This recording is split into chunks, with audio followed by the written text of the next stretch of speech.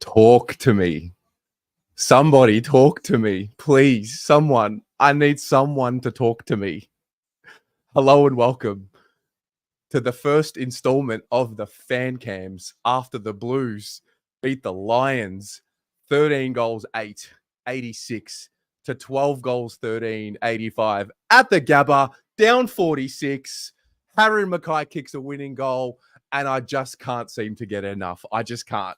I can't get enough. Welcome to season 2024. Let's get this show on the road. Oh my God. Pommy. Oh no. Oh no. Oh, oh, fuck no. Oh no. Oh no. We didn't, did we? No, did we? We didn't do it. Tell you what, firstly, we've got to thank ancestors young and old. The warrior spell working almost like we planned it. That goes back till next week. Fuck me. Hey, I tell you what, these boys, you know what? Shout out to the chat today because at halftime, I've done this for a long time. I know most of you can fall off a cliff, but you didn't. And you know what? You believed. And there's an amazing thing in the world that we can't understand. And you've got two options at halftime, right? You either sell yourself, you have 2 cigarettes like Uncle Pom did. He usually has one. You center yourself and you go, you know what? This is a bit shit, but we can do it. Or you can go on Twitter or Facebook and try and make yourself famous. Do you know what I mean? Fill your emptiness with more hollowness. But fuck me, you know what? These boys need one thing, and that's you. And you know what? They have just gone out there and fucking ram-raided the fucking Lions. They asked the question, scores from turnover, insane. Do you know what I mean? We said in the preview it was a turnover game. They did it. They brought their turnover. And there's a certain gentleman who was told he can't kick. Pretty sure he fucking kicked the winner, didn't he? Did he? Did I witness that? Did I witness Harry just take the piss? Mate, it's poetic justice, my friend. A little bit of belief goes a long fucking way. Goodness me. Goodness me, my friend. Mate, some of the things I'm saying, I've only had a peruse over Twitter, but fuck me, midfield shit, young shit. Look, honestly, my grandma used to say to me, sometimes some people need to realise that their arse is in their bottom, not in their mouth. Shit out the other end. And you know what? Sometimes, do you know what I mean? I don't comment on SpaceX. I love space. I don't understand about how you do it. If they got me in that, I'd paint it. That's about it. I'd paint the rocket. I don't talk about it because I don't understand it. Sometimes just cheer and clap. And you know what? Fuck me. These boys, God, man. You want to talk about warrior spirit? You want to talk about fucking heart? You want to talk about desire? You want to talk about what we stand for? That is what this football team stands for. Do you know what I mean? Not pretty, not fucking elegant. You probably won't hang it in the Louvre. But I tell you what, these fuckers give their all. Give their all. And you know what? They come home with 4 points. And you know what? Over onto the old enemy now, innit? The dickheads, Richmond. Let's fucking take these clowns out, eh? Let's take these clowns out. 4 points when it was literally 0 points. It was written off. And these boys, they're all heart. They're all heart. And you know what? Shout out Jackie C. Jackie Carroll, man. We talked about, Terry, I remember talking about you with this on the show. It's an opportunity for someone. An opportunity to show that you belong. Fuck me. Jackie Carroll. Jackie Carroll. He has caused a question, hasn't he? He's caused a question. He's asked it. Jackie Carroll, you've just earned your spot. You've just earned your spot. Mate. I mean, listen. Courage, resilience, coaching, fitness, strength and conditioning. It's a 4-quarter game. Obviously, it looked like we were going to get what we thought. A lot of us thought we were going to get, a rampaging Lions at the Gabba, and it's not about who was right and who was wrong. It's I think if anything, it's just a reminder, hey, we're better when everyone is just fucking behind them, man. Now we start with some serious momentum. We're going to lose games. It's coming. It's coming. But that right there is in the context of the Lions and their dominance at the Gabba and the respect that they've earned and what we're able to do, down 46 points, mate. Down 46 points. It's and Doherty goes off as well. It's the best possible start to a year. It really is. It really is. Terry, I mean, the end of the day, do you know what I mean? You can only judge them on the results. And at the end of the day, they fought hard. They fought hard. Do you know what I mean? We said at halftime that they were out of it. They were struggling at times. They looked lost at times. But we knew it. I remember my last words before I logged off. We've seen them play worse and fix it. Do you know what I mean? We've seen them play worse and fix it, and we've also seen them have bigger holes that they filled. And at the end of the day, they are going to lose games, but this is a big milestone. We haven't won there for God knows how long. You know what I mean? The Queen was still walking around and young last time we won there. You know what I mean? And it's about rewriting narratives. So hopefully now the narrative is we can do it. We can do it. Why can't we? Why can't we? Correct. I'm so excited, man. I'm so excited just to have everyone back on board. Surely, right? That proves the point, because 95% of the conversation was what we didn't have. And 5% of the conversation was what we did have. Very few said what we did have. Very few said that we had Charlie and Harry. Most said we didn't have Wiedering and Walsh and Martin. And look, again, who cares? I don't give a shit about who's right or wrong. I really don't. And I hope that really rings true. Let's just enjoy what we have right now, because this club's come a long way, and fuck me. Sorry, I shouldn't be swearing so much. I shouldn't be swearing so much. Mate, focus on what you do fucking have. And what we do fucking have is 23 blokes willing to put a shift in. Yeah. Willing to put a shift in. Put a shift in. That's what we have. 23 blokes were willing to die tonight. And they did it. I mean, look, the squad, mate. I mean, let's talk about some of these guys.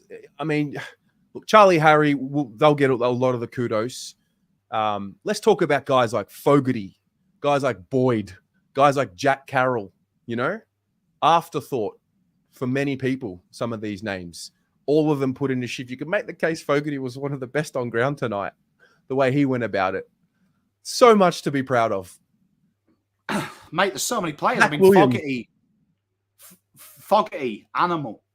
Do you know what I mean? Wouldn't say die. Jordan Boyd had his moments of insecurity, but was there when he needed to be. Lewis Young, do you know what I mean? At times, I thought Lewis Young was brilliant.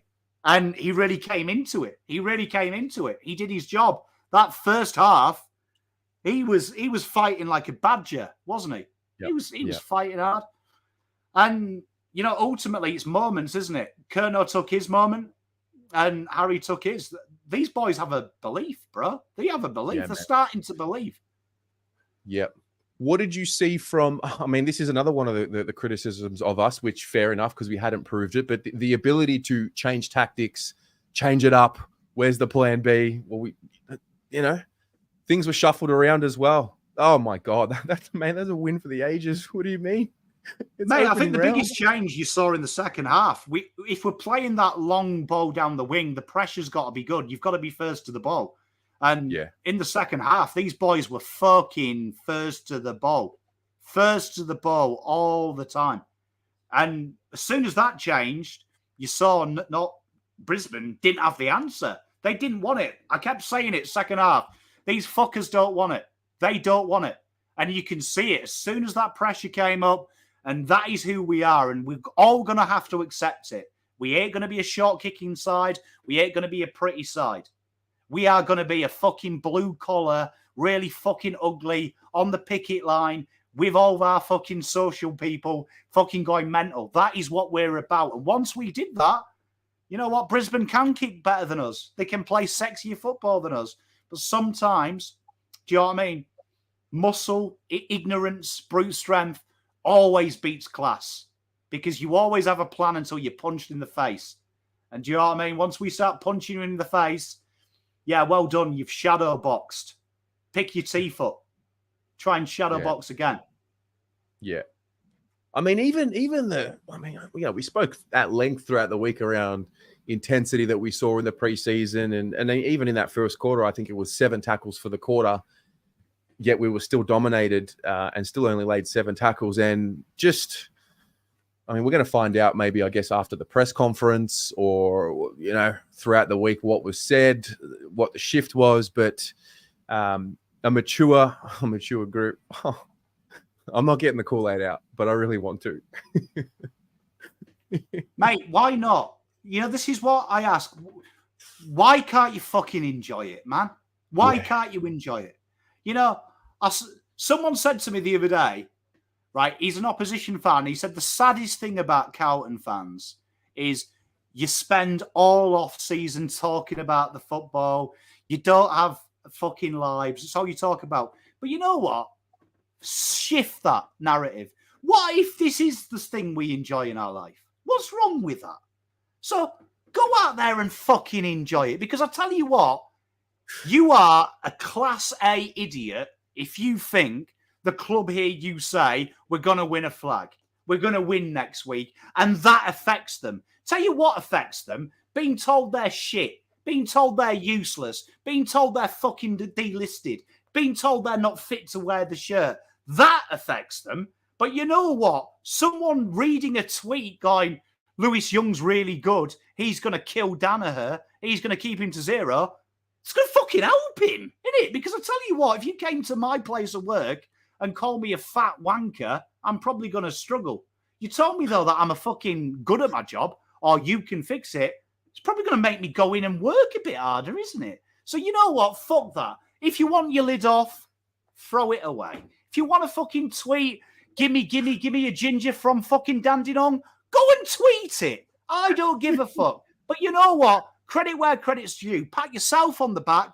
Pat another blue bagger on the back because whether they were happy or not, they're enjoying it. And you know what? Let's bring the fucking noise next week against Richmond. God. Let's fucking bring this fucking heat. Because you know what? 2-0. 2-0, man. We were dead. We were dead. Honestly, the odds for Carlton to win at halftime were the same odds at Elvis coming back and doing the halftime show at the fucking Super Bowl this year. Fuck me. Elvis is going to release an album next year. Anything's possible. Believe, chat. Believe. And you know what? Next week, this doesn't matter next week. We fucking go again. We go again. And you know what? If we just take it minute by minute, quarter by quarter, hour by hour, let's see where we're at the end of the season. And let's hope it's at the top of this fucking blue mountain. Oh, my God. Oh, my God. You know what, Collingwood fans, if you're there, you know what? It's my wedding anniversary in a couple of weeks. So prepare your, we're magpies, flag pies memes. Can't wait for that shit. Wow. Pommy, I love you. I love everything about this. And, nothing's guaranteed. Nothing's certain. But, again, I think I don't really have much to add for what you said other than, let's enjoy it, man. We love this shit. Let's enjoy it. We're not a basket case club anymore. And it's time to let go of the past and time to start enjoying the now and the future because it's looking good. It's looking Millhouse, bro. All I can say is, let's go fucking mental. Let's go fucking mental. No. I tell you what, I'll see you all in Rebs, 3 a.m. Shots on me. Let's fucking go, brothers and sisters. Thanks for the watch along, bro. Take care. Go on, let's go. Blue Goblins! Let's go. Let Doggity. What's going on, my man? Oh, mate. I got nothing for you. I'm here to listen and soak it up. It was a pretty fun game of footy. Yep. don't know if you guys watched the team show on Thursday, but someone tipped us by 1 point. So very happy with that result. Selfishly, have already clipped it, have already shared it.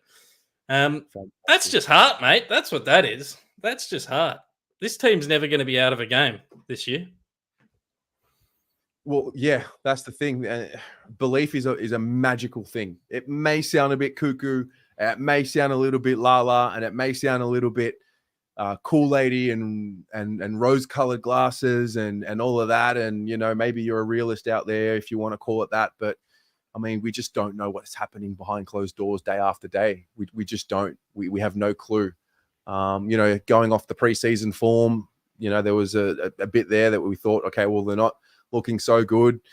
And, you know, look what happens when the real stuff starts. You know, we're not out to prove things in preseason. We're out to prove things when it matters. Yeah, I can't. I've got no idea what happened to make us go from that first part of the game to the second part of the game. I haven't had a chance to try and work it out. But I think it's just love, man. I think they love each other. I think they genuinely, Harry talked about this after the game. He also had a couple of pot shots at what's his name? Gary Lyon, which was great. But he talked about it after the game. He said they all just love each other. They're really working on relationships and getting along with each other and trusting each other. And I think in the end, it sort of plays out that way. It was a remarkable win. Special credit to a guy like Jack Carroll, who out of nowhere, you probably had him 8th to 10th on our depth chart for the midfield. He comes in as sub, and they go, you know what, we need to play at halftime, and he dominated, mate. He got us back in the game, which is crazy. Yeah, and look, you never want a player injured. You never want Walsh injured. You never want Doherty injured. But the reality is, where a door closes, a door opens. It sounds cliche, but you know, if Walsh isn't injured, we don't see Jack Carroll tonight. If Doc doesn't get hurt, we don't see Jack Carroll tonight. I'm never wishing an injury, but opportunities there for guys that have been waiting for a while. I think Fogarty fits into that category. I think Jack Carroll clearly does, let's be honest, we didn't see much of him in the preseason to suggest that, you know, with confidence. A few people did maybe before preseason games, but I'm just so glad to be back, Lek Dog. That's just what it is, mate. I'm glad to be back. Mate, it honestly, it didn't feel real. And, you know, we were down by 5 goals and I was sort of sitting there thinking, well, it's round 0. It doesn't really count. It's kind of empty. We're not at the game in round 1. Who cares? And then we started coming back. I was like, oh, wait, I remember this feeling. Football's fun. Football's fun. It's just exactly right. It's exciting to be back. I just want to give a special shout out to Jordan Boyd, another guy who I think is just going to stand up when his opportunity comes this year. And that's where our improvement's going to come from. It's not going to be from the top end guys. It's going to be from the lower end guys. And gee whiz, 1 game in, pass marks to all of them. Yeah. I mean, I know not wanting to live too much in the past, but I think it's relevant more, not so much last year, but the whole journey. I mean, they've endured a lot together for many years. A lot of disappointment, a lot of frustration, a lot of heartbreak. And that builds resilience if you stick at it and you stick together. Yeah, mate. Harry said in his interview after the game, he's been playing for 9 years. He's never won up at the Gabba. So it's like him and the entire team have been playing together for almost not almost a decade, 8 to 9 years now since the rebuild started, and they've never won in the Gabba. So, mate, that's 1 to tick off the box. We'll go and win in Adelaide this year. We'll tick that one off, and then there's only 1 more left on the list for me, and that's winning the bloody flag. And you know what? It's a good start. It's a good start. Perspective, but also we just beat the Lions. We're down 46, bro. Down 46. Away! Over there at the Gabba. Away. Mate, it was bloody beautiful. I'll jump off. I don't want to take too much time, but I was just too excited to not come say g'day. No worries. I love you, and let's get this show on the road. God bless. Oh my God. Wait, I've got a few things to get through here. We've got a new member of the channel. Thank you very much, Catherine. If you want to become a member of the channel, you hit the join button next to the subscribe button. Jason Badger, 11-month member. What a memorable win. Premiership winners. I love it. Wayne is back on board. We got, the Dolphins with $2. I'll never say a bad word about Harry again. Fair. Peter V, this guy literally is one of the first members of the channel, 41 months. I shouldn't have never tipped against my own team. Otherwise, win of the year. Harry has made the mainstream media eat their words. Tim with the 5. This is for your internet connection bomb. Cosmic Star, $3. GG's. Congrats on the win, legends. Love the energy. Malcolm, 10-month member. He's gifted 10 memberships. So I think the first 10 in the chat get a membership to the channel. Malcolm, thank you very much. It's very kind. So crazy, bro. Member for 17 months. Terry up the fucking baggers. Let's go, guys. Let's go. Lewis, 24-month member. What did I say? I was confident and we delivered. All right. Got the cheer squad from the Gabba, I believe. Hey! Hey, we can't hear you. It's actually really loud here. Okay. But what the hell? Where's Nick? Wait. We're on. Take me home, country road. Talk shit about West Virginia. Talk shit about Harry. Talk shit about Harry. Talk shit about Harry. Talk shit about Whose Harry. game is this? It's Carlton's game. Talk shit about Harry. Harry's a match winner. Harry's a match winner. Talk shit about Harry. Take me home. Talk shit about our half forward. Talk shit about our half forward. I belong. Who do we play next week? It doesn't matter who we play next week. We are Carlton. Mate, the scenes here. Absolutely. Yeah. See you next week, Tag. Harry's on fire. Your defense is terrified. Harry's on fire. Your defense is terrified. Harry's on fire. Your defense is terrified. Harry's on fire. Your defense. La la la la la la la la la la la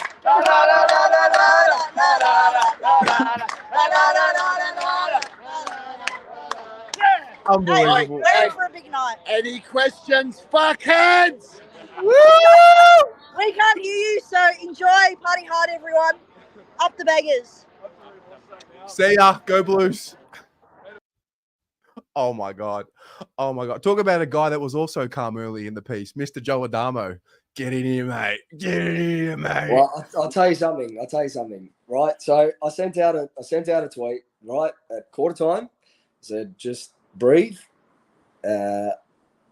Week 1, quarter 1. And I actually sent out the tweet for myself because I was getting sucked in and I went doom and gloom. Like I started going doom and gloom. It's fucking, we're done. We're not the same team. It's going to take a week. We're going to start too slowly. Too much work to do. Half time, even worse. Tez, what do you say? What do you say? What the fuck do you say after that? That halftime, there is not one person watching that game.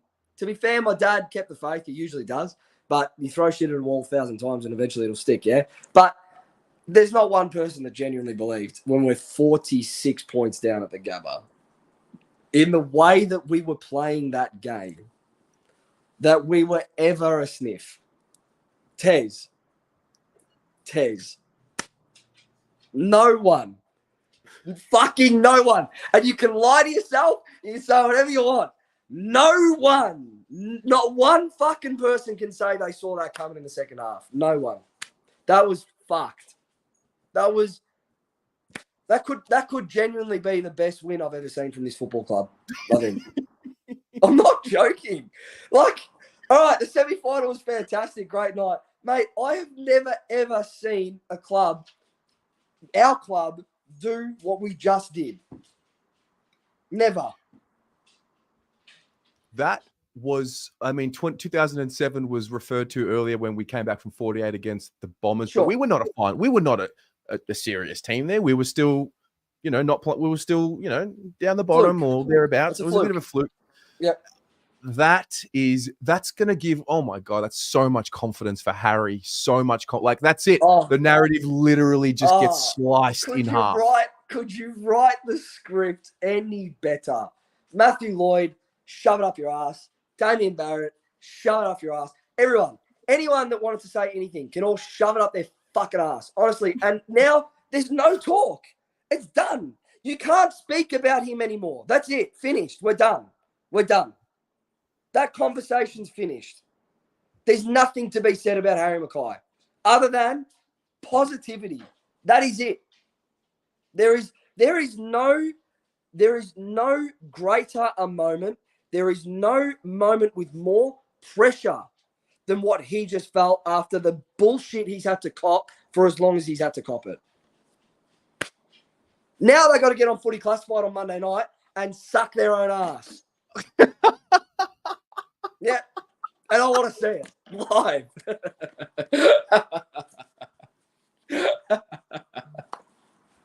Honestly, just shut up. I'm done with it. I'm fucking over it. I'm so over it. That's it. God. Nothing can be. Sorry, that's probably a bit much, eh? But still. Someone's clipping that for sure. Honestly, it's just, there's nothing you can say. There is literally nothing that you can say. My dog's excited. He's humping my leg. This is fucked. Scenes tonight. I think, oh my God. I mean, it was good to see the backlash from the Carlton supporters in support of Harry, who recognized and identified what was being said about Harry and the way where it was coming from. Kudos to Harry for just blocking it out, getting on with it. And listen, nothing's going to change. He's still going through this process of figuring out what he did wrong with his set shot routine. He spoke about that little step before he kicks it with the momentum. So he's still going to miss. It's going to happen. But, he's on the track. He's on the track back. Mate, he is a Coleman fucking medalist. People forget this. He can kick goals. Like, he went through a blip. He's got the yips from time to time. Eric Hipwood missed 2 regulation set shots tonight. No one will speak about it. It won't be spoken about. Charlie Cameron missed 2 regulation set shots tonight. It will not be spoken about. Harry Mackay never needs to be spoken about again in a negative light. I'm over it. Shouldn't have happened in the first place. It's done. We move on. Amen. The other one, because I'm watching the post show here in the background. I hammered Lewis Young on our podcast on Monday, unfairly, because I tell you what, and I need to learn from this. I think we all need to learn from this. We write off players way too quickly. He was fucking brilliant tonight. Brilliant. Honestly, kept Danaher quiet enough, structured up well, did everything we needed him to do. Nothing to be said about Lewis Young's performance. Nothing. Yeah. And mate, I was getting DMs during the game about Lewis Young. I'm not going to name the bloke because I'm not here to do that.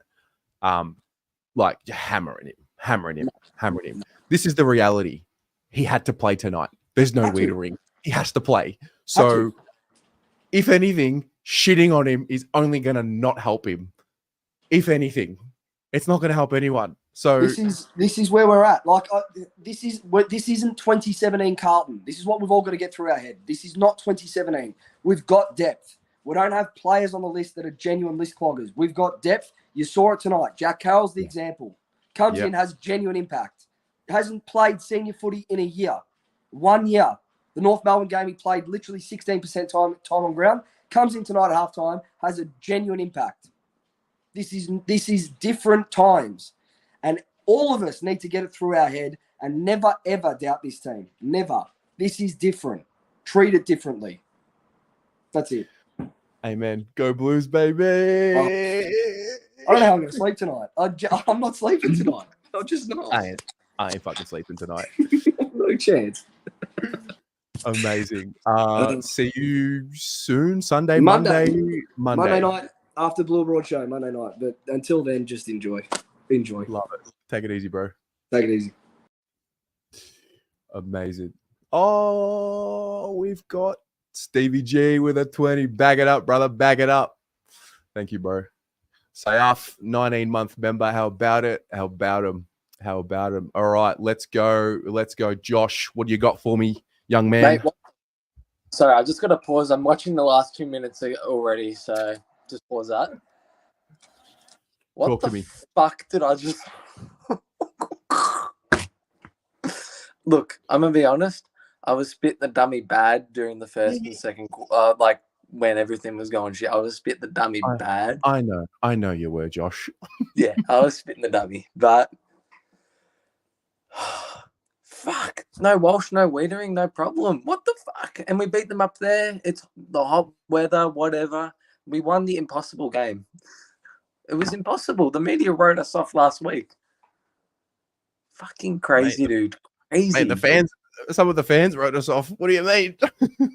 Fuck, I was writing us off by the end of the first quarter. Fuck. Mate, Harry Mackay. I know everyone's going to talk about him. He's probably the talking point tonight. What about Zach Williams? What about him? He was really good. Provided so much energy and pressure off the flank. He played a bit in the middle, I think. Mate, he looked good, and he got through unscathed. You could see everything he brought as well, like the back line. Obviously, we are missing Weeders, but it looked a little bit more complete, and we should get the idea of what we're really going to look like at full strength by the Good Friday game. But, mate, I can't believe I don't know how, as Joe said, I don't know how I'm going to sleep tonight. Like, I'm probably going to watch the replay of the last 2 minutes for the next fucking hour or the last quarter. Yeah. Well, we're back. You know, I get it. Moments, you can only talk about what you see in a moment, right? But footy mate, the last season taught us, wait till the end before making a conclusion. And I think the game tonight also taught us that. Just wait. Just wait till it's finished. And yeah, exactly right. And yeah, no use spitting the dummy. You know, I should have learned from last year. But anyways, old habits die hard. Old habits die hard. It's the first game. We're going to get better at it. Look, I get it. We're passionate and we're sensitive because we care, because we love, and that's what makes us so special. But also, how about the Blues, Joshy boy? How about them? The Blues, mate. I think flag is happening this year. I'm like, okay, let's just go. Mate, where's the lid? Take it off, mate. I got banned from watching football by my mum in the house tonight. I was fucking screaming. I'm banned. I'm not allowed to. I'm sure she'll forgive me. Tomorrow morning, I'll buy her a coffee or something. Buy her a nice coffee. Yeah, that will do. Do your bed in the morning, clean your room, buy her some flowers and apologize and tell her you love her and give her a big cuddle. I'm going to write a note. I'll write her a note saying, I'm very sorry. I also apologize to Harry Mackay for writing him off last year.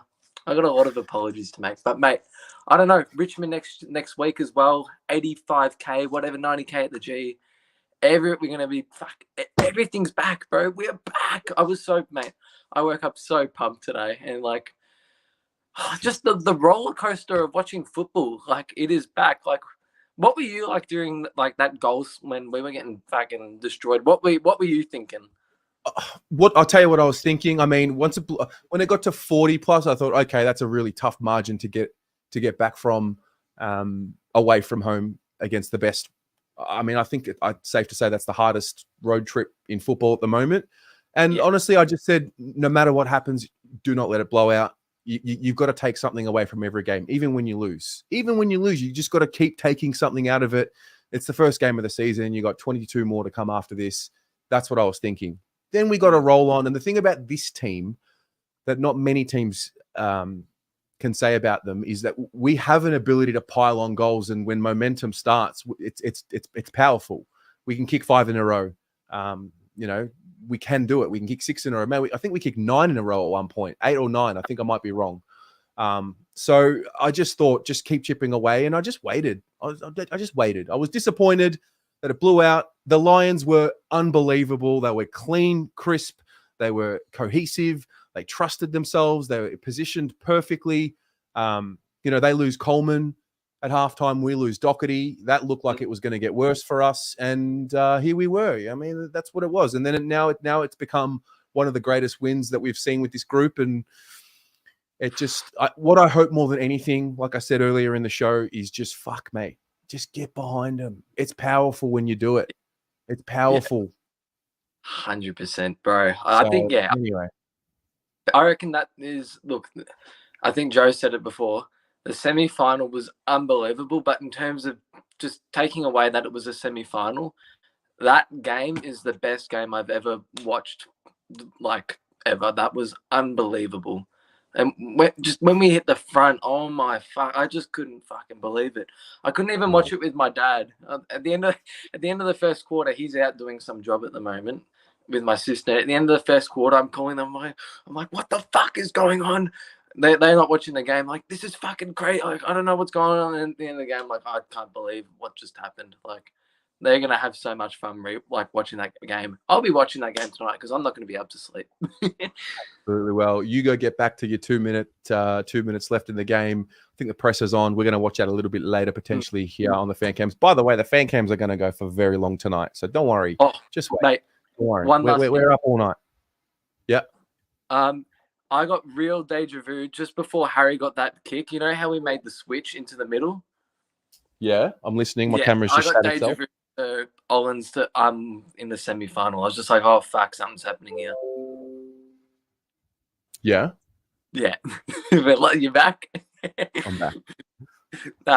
So I think there was a switch made in the middle, and then before the kick to Harry, I was just like, oh fuck. I'm like, oh, deja vu. And I'm trying to make something out. I'm like, I don't know if we're gonna win. But yeah.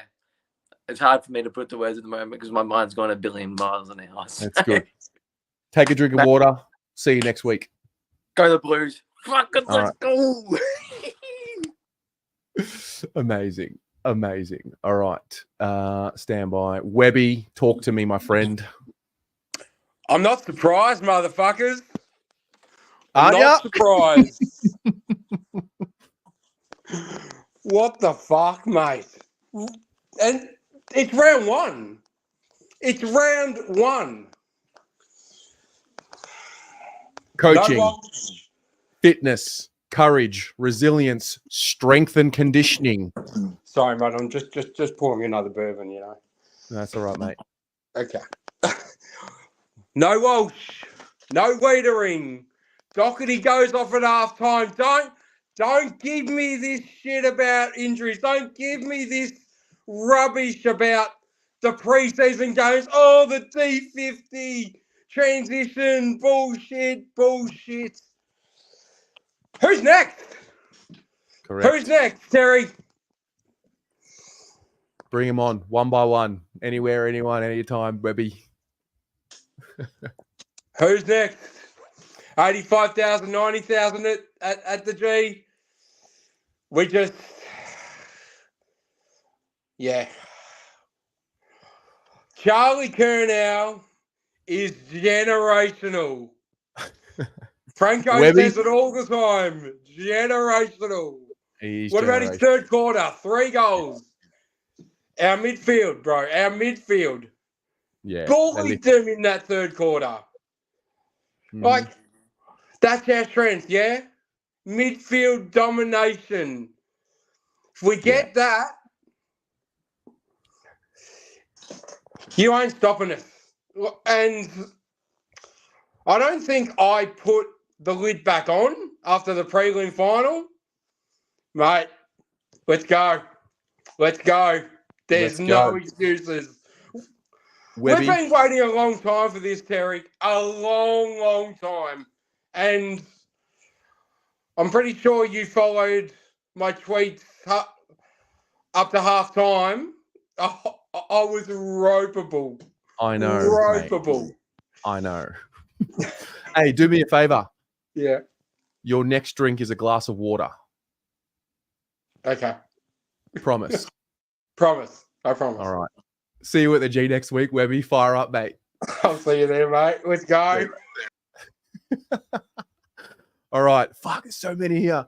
Paul's at the Gabba. Yeah! Charlie! Turn it around! We're going to break. They're all there. I'll leave it up there for you as they come out. They're all coming out. Here we go. Blues! Oh, that's the Lions? There they are. Mate. Wait till Harry comes out. You are kidding me. Are they going to come out to there? Yeah, they're coming out through here, the big boys. Here we go. There they are. On your dog! On your dog! I'm trying. There they are.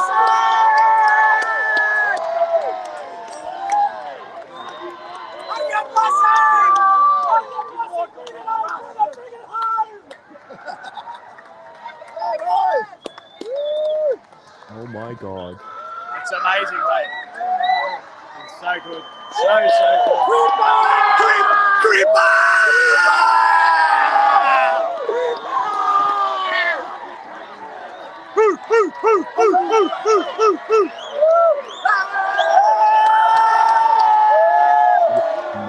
Big Harry!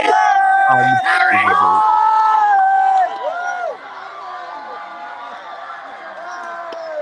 That is the best footage you'll get Soak right it now. in. Soak it in, everybody. Unbelievable.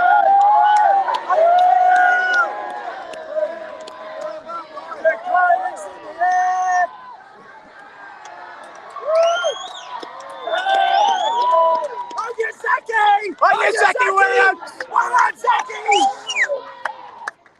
Well done, Zachy! Is that all of them? Probably a couple more. Well, go, go!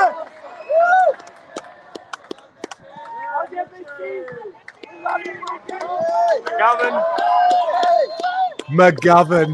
Reto McGovern. McGovern!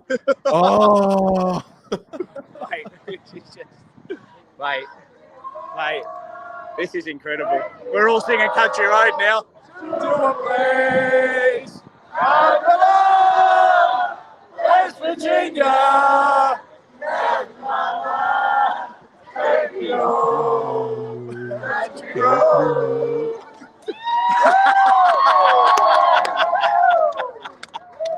Oh, mate. Name a bigger club in the land, mate. Name a bigger and better club in the land. Sydney Swans. Sydney's. Apparently the Sydney Swans, mate, they're bigger than us. Melbourne's Yeah, bigger right. than us. They want to open the season with 2 other clubs, mate. There's only one big club in this land, mate. Carlton are massive everywhere they go, ladies and gentlemen. Shit. Carlton are massive everywhere they go. Oh, talk to me about H. Just talk to me about H. Oh boy. Talk. Bring in Lloyd. Bring them all in. Barrett. Bring them all Yeah. in. Bring back Yeah, Bev. bring him in. Bring him in. Hey, this is incredible. Have a look at them. Look at this. Hey. It's unbelievable. What were you thinking at quarter time? I thought just keep going. You got to keep going. You just got to. Yeah. You got to wait till the end. Yeah, We learned from last year. Yeah. You know the problem for me was it wasn't we weren't playing badly. It was just we weren't as aggressive. We weren't rolling up. We were half a metre behind. We were a bit cautious with ball in hand. And then I turned to Michael and said about 5 minutes into the second term, I said, there's been a change here. Tighten up defensively, and then we started using the corridor a lot more. And you know what you can do with your pre-season form. Christian! Oh! Hey! No! Yeah! Here's Big Critter. Mate. Yeah! It's just incredible, mate. I wish you were here, mate. I wish Mate, you were I was here in spirit. Acknowledge the tribal chief. Acknowledge us. I wish you were here, mate. These 30th celebrations are going to be incredible, mate. They're going to be incredible. I don't know what to say. I'm just speechless. Absolutely speechless, mate. We can pick out all individuals, but the team is just... Jack Williams, fuck, man. Jesus Christ. The team was just phenomenal tonight. And he copped a bit of a bad rap, but not a bad rap, but he was a bit quiet tonight. But just go back in the last 5 to 7 minutes and go have a look at Ollie Holland's contest. Yep. Just threw his body on the line, and yeah, mate, just what a win. Famous victory. Famous victory.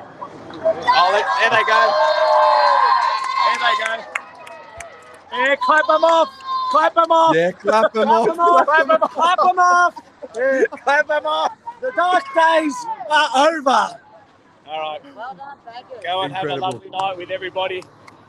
I'm going to Yeah, celebrate happy- my 30th tomorrow. I'm giving everyone a big hug and a kiss. I love you all. We move. Happy birthday, brother. Ciao. Clap him off. Clap him off, Hey. the boys. What a win. Unbelievable. Unbelievable. Crazy, man. How was it on the TV? I mean, it was what it was. When we started getting a roll on, it was, we started clicking into gear, found the momentum. I'll be honest, I thought the whole was more about how good Brisbane were than how bad we were, because they were just clinical by foot. Oh, they If they wanted wanted to, you could see they were revved up. yeah, man, yeah. And But they just what did they put on us? Like, what was it, like 9 goals to like 2 in a half of footy? We're sitting there like, what is this shit? Yeah, that's what happened. And there was, Made a fool I out think of before England. the end of the half, there was the Charlie Curnow contest in the pocket. And he instead of putting his body on the line, he just went to like, just kick it off the ground and kicked it out of bounds on the floor, mate. I was like seething. And I felt at halftime that would have got replayed, and he come out a different person, Charlie Curnow. yeah, I thought we found something with him around the ground, behind the ball, around the ground. Yeah. We found something there. Worked a little bit harder tonight. He tried to get it to contests that he couldn't get to in the first half. So I thought he was outstanding, to be honest. Yeah, that's a character. Well, you know what the other thing, man, we're fit. We are fit. That's what it looked like. We are. What happened to Doherty? They said it was a jarred knee. Okay. Precautionary. We'll wait. I don't know what it was. And then young Jack Carroll comes on, and mate, Rocco talks about taking your moment. Fuck me, mate. Fuck, that was a rich run. The Carroll goal. Oh, yes.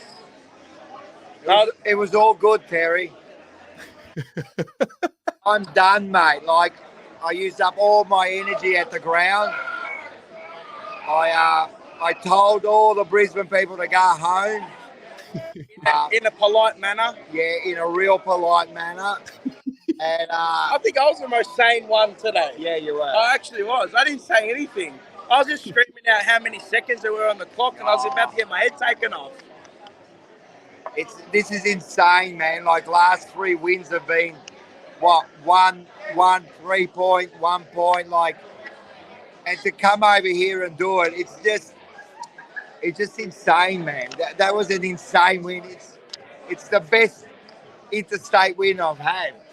Wow. I've seen for my history at Carlton. Yeah, amazing. 100%. It's just amazing, man. And just 2 completely different halves. Like the first half and the polar opposites. Well, I'm convinced we're bipolar. Yeah. Yeah. I mean, we spoke about the tackle pressure being a little off in the first quarter. I don't know. Maybe they got a rev at quarter time. They started lifting there. It's just slowly. And then once it hit a certain point, 2 in a row, 3 in a row, Charlie gets in, the crowd gets involved. When the crowd gets involved, mate, when you have the crowd behind you like that, fuck, man, what are you going to, we're unstoppable. There was the Harry moment, when he scuffed it about, I think it was like 13 metres out from goal, and I'm thinking, oh, God. Went down the other end, they missed it. And then Saad, he dropped the chest mark, and I'm thinking, massive moment. And then Harry just took his moment and just said, held his hands up, went back, and just steadied himself and just put it straight through him. This is a defying game for Harry. Yep. Massive, man. Game. This could actually set him up now. And he looked good in pre-season, and he's brought it into this game. And then to finish off, that was just that last. Actually, I was quite confident he was going to kick it, but I still had my hands like this. Of course, me too. I was like, please, Harry, because kicking it and missing it, the reaction externally is so different, Well, you think about it, he misses that goal, and this is a completely different conversation, And kudos to Zach Williams. Yes. Massive return. That's real fucking. He played a blinder. Yeah. For his first game back after 18, 19, 20 months off, mate, I couldn't fault him.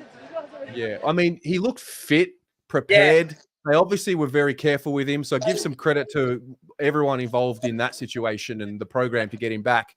And he's got he's got a real competitive streak in him. Doesn't like being beaten. I agree, man. It was great. I mean, you can go into the negatives and that, but I'm not going to go into the negatives. Just soak it in tonight. Massive win at the Gabatoir. Mate, they haven't lost in 16 matches. Sometimes you just have to win. Just win, baby. You just win, mate, and that's what we did. Mate, we're ready. We're ready now for the year. I'm telling you, this has set us up. Next week, 100,000 at the G. Get ready. Yes. The gorillas, mate. They're coming to the G. 95k gorillas, mate. Baboons everywhere, mate. Yeah. I'll see you on Tuesday night. Yeah. In the chat, live, 7 o'clock. See you soon. Done. Love ya. Go Ciao. Blues. Amazing. Got the Monday Blues. There's a few of you in the waiting room who look like you're indoors, but there's a few of you that are like outside. So I'll get them all in, and the link will go in the chat shortly. Just want to get through a few more. The Monday Blues, baby. Wait, we got a tune. To a place. Where are you, you little dog, Charlie? Where is he, bro? I'm Where gonna is get Cameron? copyrighted. I'm gonna get copyrighted. You're gonna get copyrighted. Stop it. Oh shit! Sorry. Get the baggers. Hey, how good? We came into the Lions then and made them look like kittens, man. Everyone wrote us off, bro. We're waiting for an. What did you guys see at the ground? Like, what was the series of events that led to it coming back? Do you want to take this? Go. All right. They started to miss some shots in the second quarter. We shook them. And they started fumbling. And for the first quarter and a bit, we were just always a step behind. I felt like we were just a bit flat-footed. We weren't linking, but when our links started to work going forward, I feel like that's how we scored well through our link work. So once we got that, man, I'm losing my voice, Terry. I'm losing my voice, bro. When we got the link game going, it was just on. And it was just on, bro. Like, who's going to stop us, Tez? Who is going to stop us when we play like that, bro?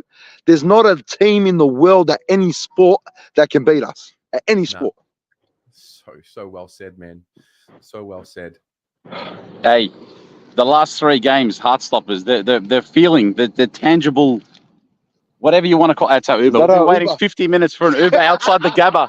50 minutes for an Uber outside the Gabba, bro. No one wants to pick us up. Like, look at these Arabs on the side of the road. Tez, I love ya. Enjoy your night. All the best. Up the baggers.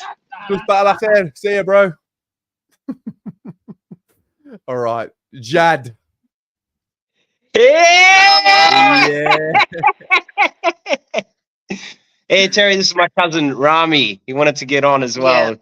It's a bit nervous, but he's all right. No need to be nervous, my man. This is a special time to be on the fan cams. There you go. Enjoy it.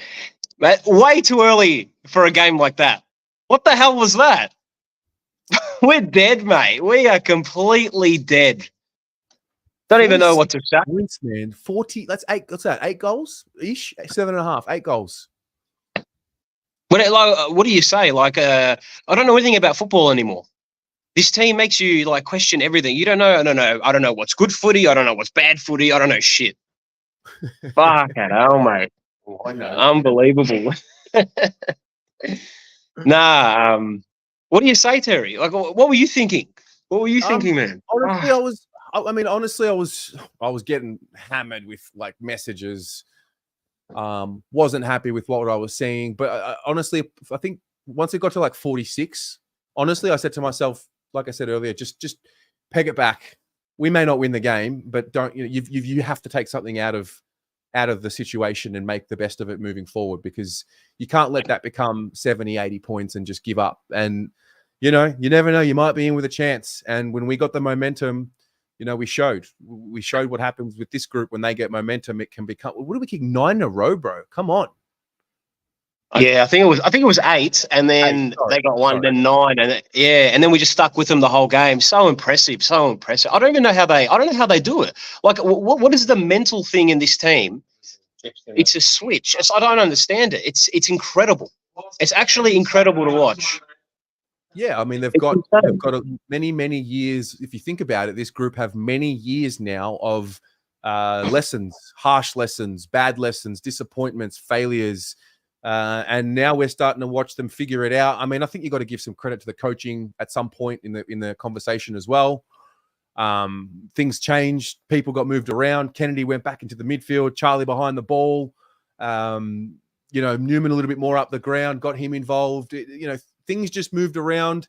Started to hit some targets. Got some confidence. And lo and behold, we ran over the top of them, man. We were like, I even said it halfway through the fourth. The Lions started, I think I texted you, Jad. The Lions started missing those kicks that they were hitting in the first quarter with precision. And I'm like, oh my God, they're running out of steam here, the Lions. Yeah, mate. It's you should have seen my I had a little like a fan cam rehearse. I was ripping blokes left, right, and center. I was ripping everyone, mate.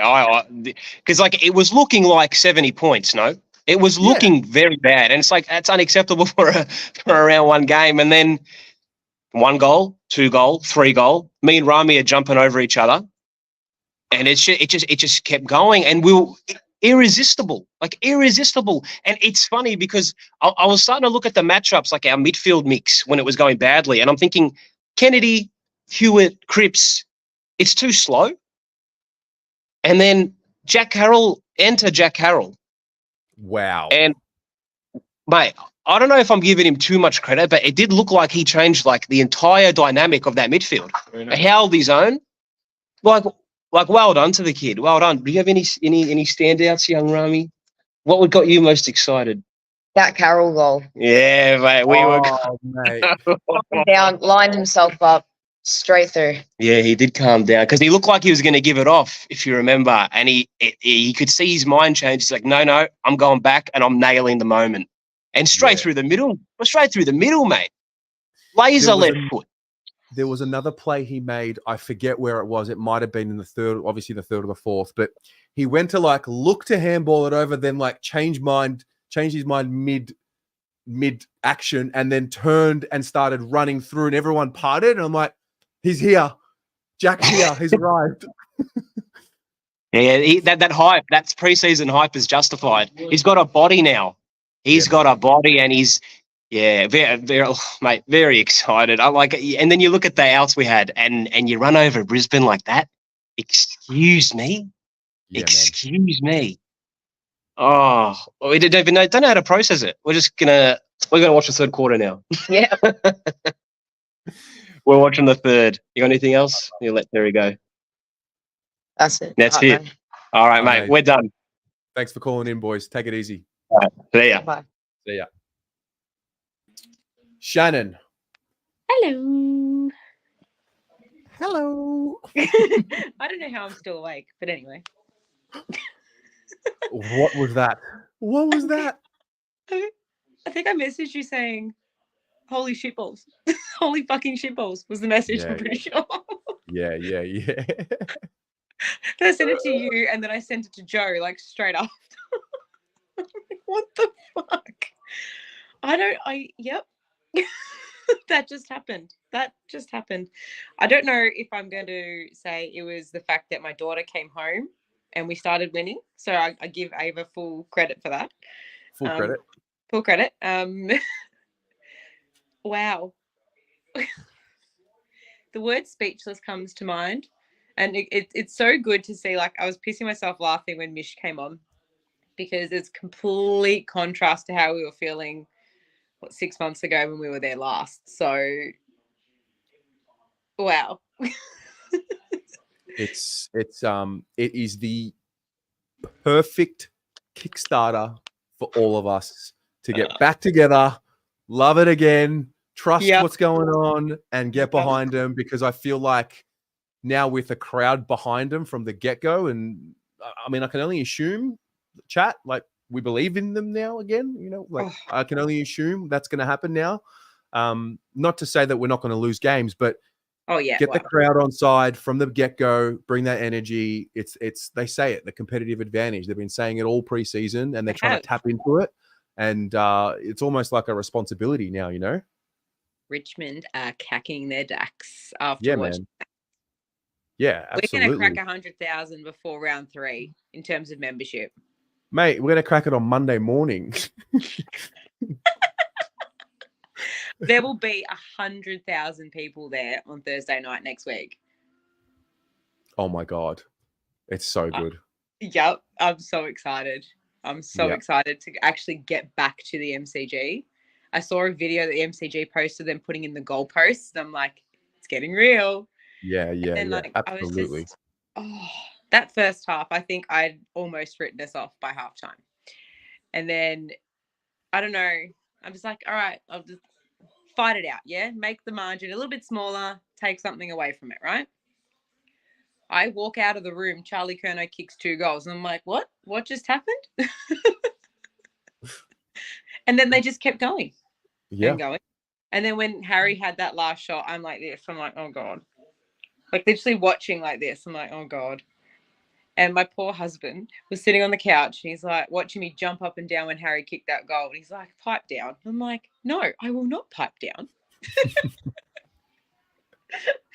Oh, I reckon my heart was racing all that last quarter. And the fact that we didn't drop our heads after Sardi dropped that mark and Charlie Cameron kicked that goal, like, we didn't drop our heads. And I see what Josh was talking about before when they switched it over to Newman and then into Harry. Deja vu for sure. Yeah. 100%. And the fact that Harry was clunking everything tonight was just magic. Yeah. Yeah, our ability, and I mean, I thought it would take a while to see it with Zach back in the team, and it probably still will, but he has this want and this willingness to not go to the status quo down the line and just change it all. And, you know, I think early in the game, he might have gone to the corridor and probably the kick he didn't execute it as well as what we know he can. But just the willingness to do that, change the course of where the ball's going. He's got it in him, and then it just follows on. The rest want to do it as well. So yeah. Just full credit. The commentary, like, I could hear the Channel 7 coverage tonight. They were pretty much like, where there was no space before, Carlton are finding it. And Brisbane are letting him open it up. Like, Brisbane literally must have spent all their petrol tickets and just hoped that we didn't come back. Yep. We literally did the reverse of the prelim final, but from a little further back. Yeah. 46 points. I can't believe you can't even write about it. 46 this is points. Gold Coast game all over again because we were close to that against Gold Coast. Yeah.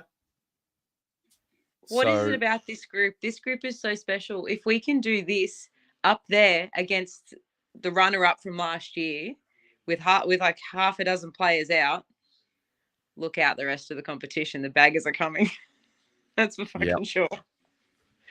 Something different about this group, Terry. I tell you, we've waited how long for this? It's unbelievable. See you Thursday. Pope Catholic. See you Thursday. See you Thursday up the baggers. See you, Shad.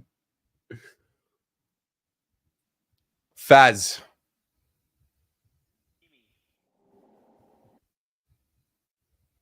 Are you there? You're on mute, my friend. Oh. There you go. No. Can you hear me now? I can hear you now. Yeah, awesome. Talk to me. Look, I'm an emotional guy at the best of times. Everyone knows that. But when my dad turned to me and said, you know what, mate, 3 of the last 4 games we've watched is the best memories we've had since 2013, I kind of broke down a little bit because he's right. 3 of the last 4 games we've watched or been involved in have just been and it was special.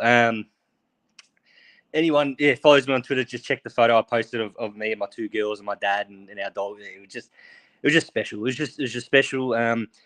Look, Harry, I won't talk about Harry.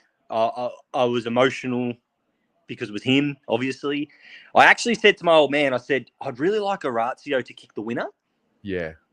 But I was glad it was Harry, obviously. But there's going to be one player I'm going to mention that no one's really mentioned yet, and that's Lockie Fogarty.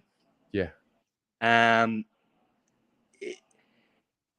said to my uncle during the week, I said, there's something about Lockie that I just can't not like him. You know, sometimes, he doesn't hit the scoreboard, but there's something about him that it's hard to not like him. And tonight, I thought the passage of play where he set up Cottrell's goal, where he kept the ball in play, he laid some hard tackles, but there were 2 moments in the space of a minute where the ball was kicked over him and his ability to not get out marked by Starcevic was enormous. Like, go back and watch it, and he was just he's best 22. I'll die on that hill. Lockie Fogarty is best 22 because he epitomizes what this club is trying to do, and he just won't die. Yeah. And well, keep going. I mean, 6 tackles at halftime, finished with 9, 13 touches, hit the scoreboard. Obviously, that has been a bit of a critique that we've seen about him. We just want to see him hit the scoreboard a bit more. Playing like that, he's undroppable. You know, if he's consistently playing like that, obviously 9 tackles is very hard to average in a season. But you bring that kind of heat, that's Voss ball, and that's his role. I thought, you know, in that small forward, half forward, you know, conduit role, that's all he's got to do right there. Yeah, 100%. And I think that's, you know, I like to look at those unsung heroes. You know, I thought Harry and Charlie were awesome. I thought George Hewitt was our best player on the night. I thought Cripps was enormous. But I just can't get past Fogarty. I can't get past Geordie Boyd with his ball use. I think his kicking, you know, I saw a heat map. Someone posted on Twitter. It was brilliant. Our first quarter heat map was all down the wing, and the second quarter heat map was all through the middle. And I reckon when we go back and watch it, Geordie Boyd led that a little bit. Every time he got it. And, yeah, he and Zachy Williams, they'll turn it over from time to time. But that's what wins big games, when you hit them through the middle. And, yeah, just proud. But as I said, I just want to just reiterate, you know, watching sport, well, whatever sport you're into, is just about making memories. And like when my dad turned to me, and I don't know how much longer I've got watching footy with him. Hopefully it's decades, but you never know. And when he turned and said 3 of the last 4 games have been the best memories we've had since probably 2013, I probably should end it now because I won't cope. But it was special. It was, mate. Belief. It's a powerful thing. Yeah, and look, I know I can annoy people sometimes with my belief in positivity, and I can get it. You know, people. There is such thing as toxic positivity. I get that. I understand that. I try and be on that side a bit more, but geez, it's the hardest thing in life is to believe, whether it's in yourself, your family, your relationships, your footy team. The hardest thing in life is to believe. And but when you do, and when you cross that line, as far as the belief, it's the most powerful ally you've got. And yeah, I'll never stop believing in the boys, and I'll continue to annoy people on. We could lose to Richmond next week, and I'll continue to annoy people on Twitter saying how much I believe in the boys, because it's just, what's the point? What's the point of getting up in the morning if you're not going to believe? So yeah. No one loves fan cams going deep like that more than me, because I'm all about it. I'm all about it. I'll tell you who else needs a bit of plug. I thought I saw Tom de Koning start to really throw bodies around for the first time consistently. Mate, there was that passage where he got thrown around a little bit, but then when it came to the crunch, geez, he stood up. And my father-in-law, who's a Hawthorn supporter, he even messaged me. He's like, mate, you're young ruckman. He said he nearly won you that game in the last quarter. Like, it was, and I'm going to go back and watch it, but it's not like him to miss something. So I think you're right. There was something about him tonight. It's, you know, spare a thought for Mark Pitnet, to be honest, because it does look like that, you know, Tom, is this the moment? Oscar McInerney's no mug, you know, and Tommy, he'll come up against either Nan Curvis or that the other bloke they picked up. He'll come up against them, and he's just got to go again. And I think a few of the boys and the love to Lewis Young and Brody Kemp. I know a lot of people mention Young, but Brody Kemp, I thought he was brilliant. You know, he just, even when the first quarter occurred, it wasn't them. They weren't the reason. I know a lot of people might have sunk the boots in them because they're easy targets. You know, it's almost the ploughman syndrome, if you say, where, well, everything they do must be their fault. But I thought they were solid, and it's got to give you confidence. How can it not give you confidence with the way Young and Kemp against that forward line? You know, not sure I want Sard getting caught one out in the goal square too often, but gee whiz, it was, you can't fold anyone. You know, it's good. Selection's going to be crazy, man. Like, I hope Doc gets up, but Jack Carroll, he kind of just flew past a few. I reckon he's left a couple in the rearview mirror on his way to being that next cab off the rank for sure. Well, I mean, the squad will all have their moments, Pito included, all of them. You know, Martin will come in, someone will come out. There'll be an injury because it's a brutal game. It is one of the most, if not the most brutal sports on earth. There will be things are going to happen. And I think we just need to be prepared for that unknown element, and probably more so than ever. And I get it. I understand. We've been traumatized for so long and it's hard to trust and we're jaded. I really get it. But if you focus on what has happened in the past for too long, you're going to miss what just happened right now, you know? I think that's the important message. It's a powerful message, and always working at getting better at that in yourself. And that's that powerful message, you know. Like I said, when my dad said that, that's in the moment. That's a moment thing that you think, this is happening right now, right this second. Not, we've got Richmond in 6 days' time and all that. No, this is right this second. Don't worry about whether Doc will get up. Don't worry about whether Walsh is out for 2 weeks, 12 weeks, 10, whatever it is. Don't worry about Motlop's toe. Worry about what just happened, a couple of hours ago. And people will come. We know that. You'll rock whatever you're doing tomorrow. I'm playing cricket tomorrow, but whatever you do, people come and say, oh, the Blue, Pies still won the flag or whatever it is. Mate, it's all just noise, because if you can't enjoy your sporting team win, why are you even watching? Really? Like, why are you even in it? Like, if you can't enjoy it. And you know what? Bugger this, enjoy it for a day, then look to next week. Let's enjoy it till Wednesday and then worry about Thursday. Do you know what I mean? Like, why not? Yeah. Like, why not? It's, I mean, I don't want players that, but we're not the players. We're the supporters. Like, No, well said. I have a real urge to sing West Ham get battered everywhere they go, but I'm not going to do it. It's that really nice crossover time where the footy, the Premier League's finishing up and the footy. You know, we've got a lot of things going on with obviously West Ham and now Carlton are up and about. But hey, West Ham are massive everywhere they go, and so are the Blues. Don't you worry. They are. Thaz, love having you back, mate. Welcome, and let's get into 2024, my friend. Let's do it, mate. Let's do it. Cheers. Ciao. Andrew, Yasure. Up the fucking baggers. What's going on, man? Bro, what the fuck? That was incredible, man. That was like Melbourne-esque. Probably not as good, but do you know what it felt like, man? It's like we said in that first quarter, hey, guys, this is, remember this? We're done. We're done with this shit. And then as the game progressively got on, we just changed it into our Carlton, the one that we loved, the one that we fell in love with last year, man. Unbelievable. I didn't think it was going to happen, to be honest. But how'd you feel? Great. Watching that, man. Great. You know, honestly, once we got the lead, I was confident, and then I started watching the Lions miss the kicks that they were hitting in the first quarter, and I'm like, shit, they look fatigued. We look like we're starting to run over the top of them, and I had a bit of confidence going. I'm not going to lie, I did. I think Charlie Cameron missed a sitter, and I was like, all right, these are the moments you've got to capitalize on. I mean, the Lions will be ruined that. They should have won that game, let's be honest. I was going to say, man, in saying that, we're probably like 1 or 2 goals away from it being absolutely done, right?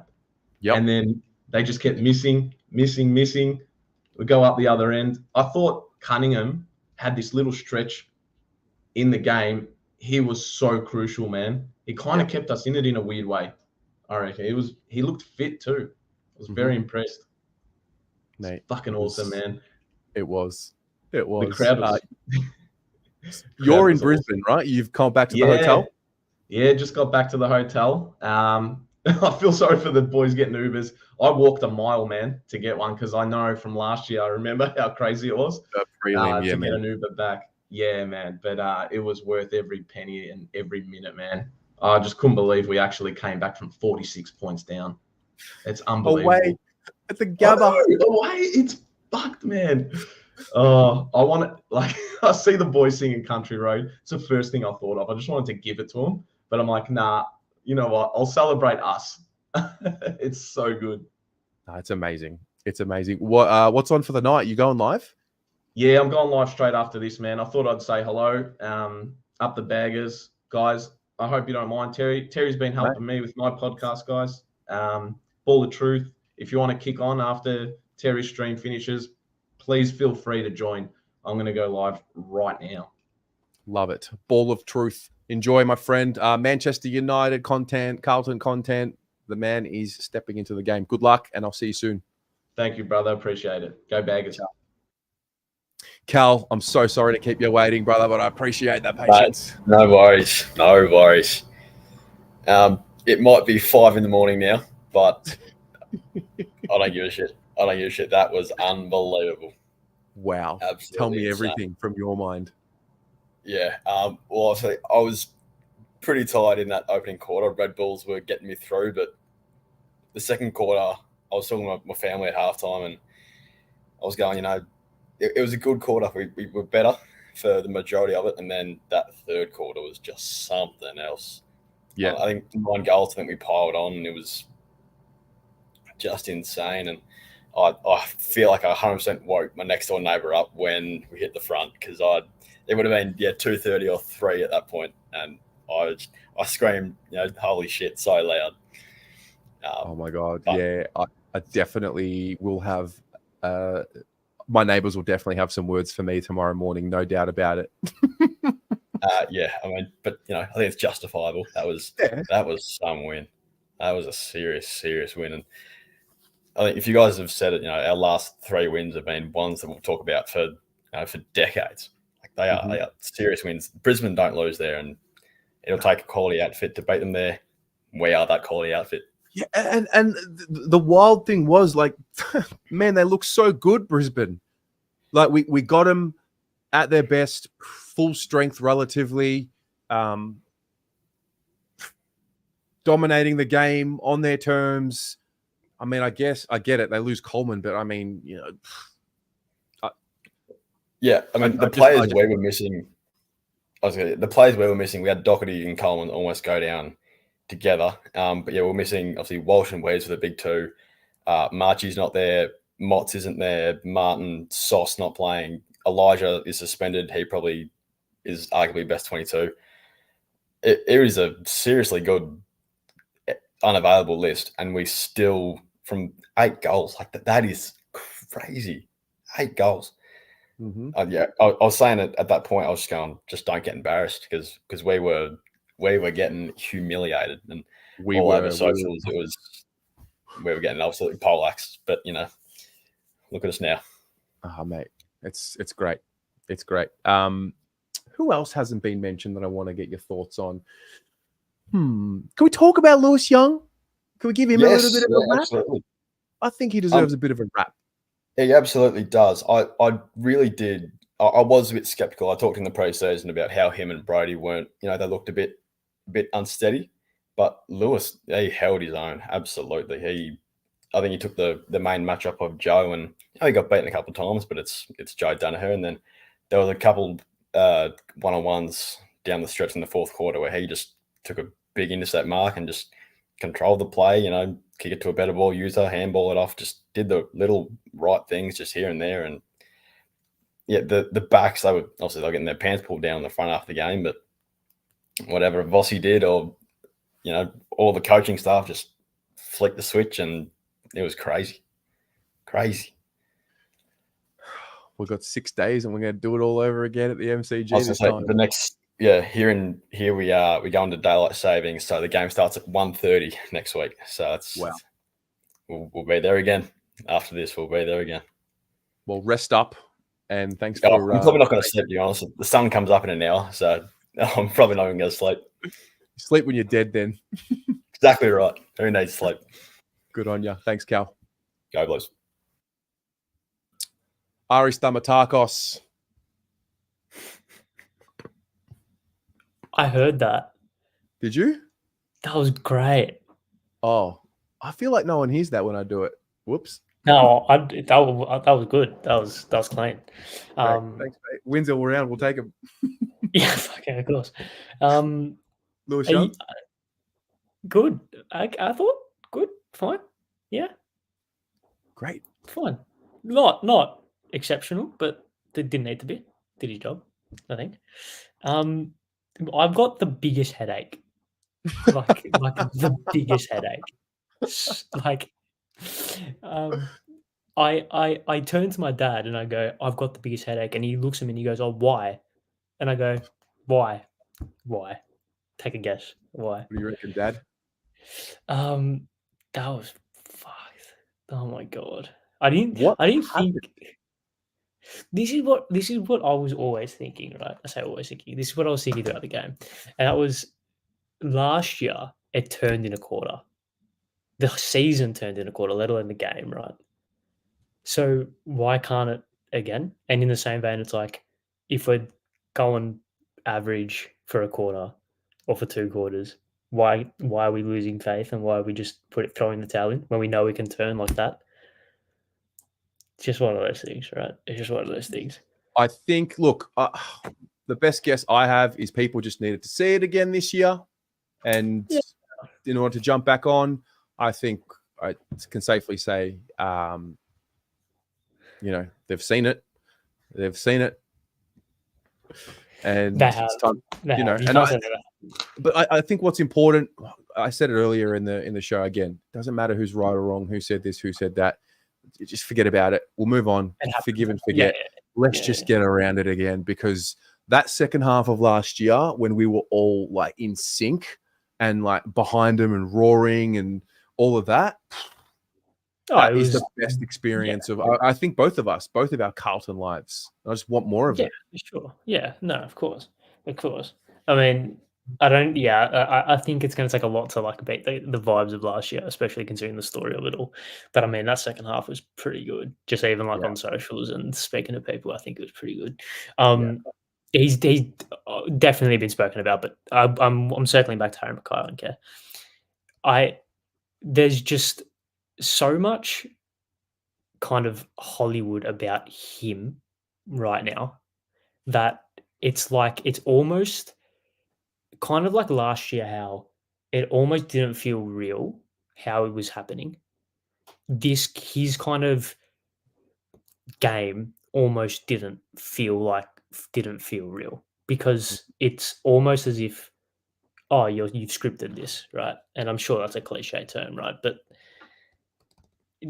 I had full confidence that he was kicking that. Like I could not have been more confident, because part of it kind of goes back to last year, and I guess kind of subconsciously I go, last year that doesn't happen to Carlton, like the second half of last year, that doesn't happen, right? But it did. That sequence of that second half of this game doesn't normally happen to Harry Mackay, but I knew it would, just because there's just this energy, there's this vibes, there's this energy. I can't even describe it. I don't know if it makes any sense, but I had full confidence, full confidence. Yeah, and again, he's going to miss. He's going to miss throughout the year. It's going to happen. He's going to shank maybe a couple more throughout it's going to happen. But I think because he's now identified exactly what the issue was, and now he's on that journey to rectify. I think now it's time to. I feel like with Harry, the more you get behind him, the quicker he's going to figure it out consistently. Yeah, no, of course, and he's quite clearly a confidence player, right? Yeah, and you can tell by the way that he operates, by the way that he goes about things, right? So, I think the issue is dead in that, like, in terms of like his goal kicking issues are no longer issues, in my opinion. So when he misses, he just misses, like, because everyone misses. It's not like, oh my god, Harry misses, it's a big deal. It's like, oh, he missed because, I mean, he's not a robot, right? Everyone misses.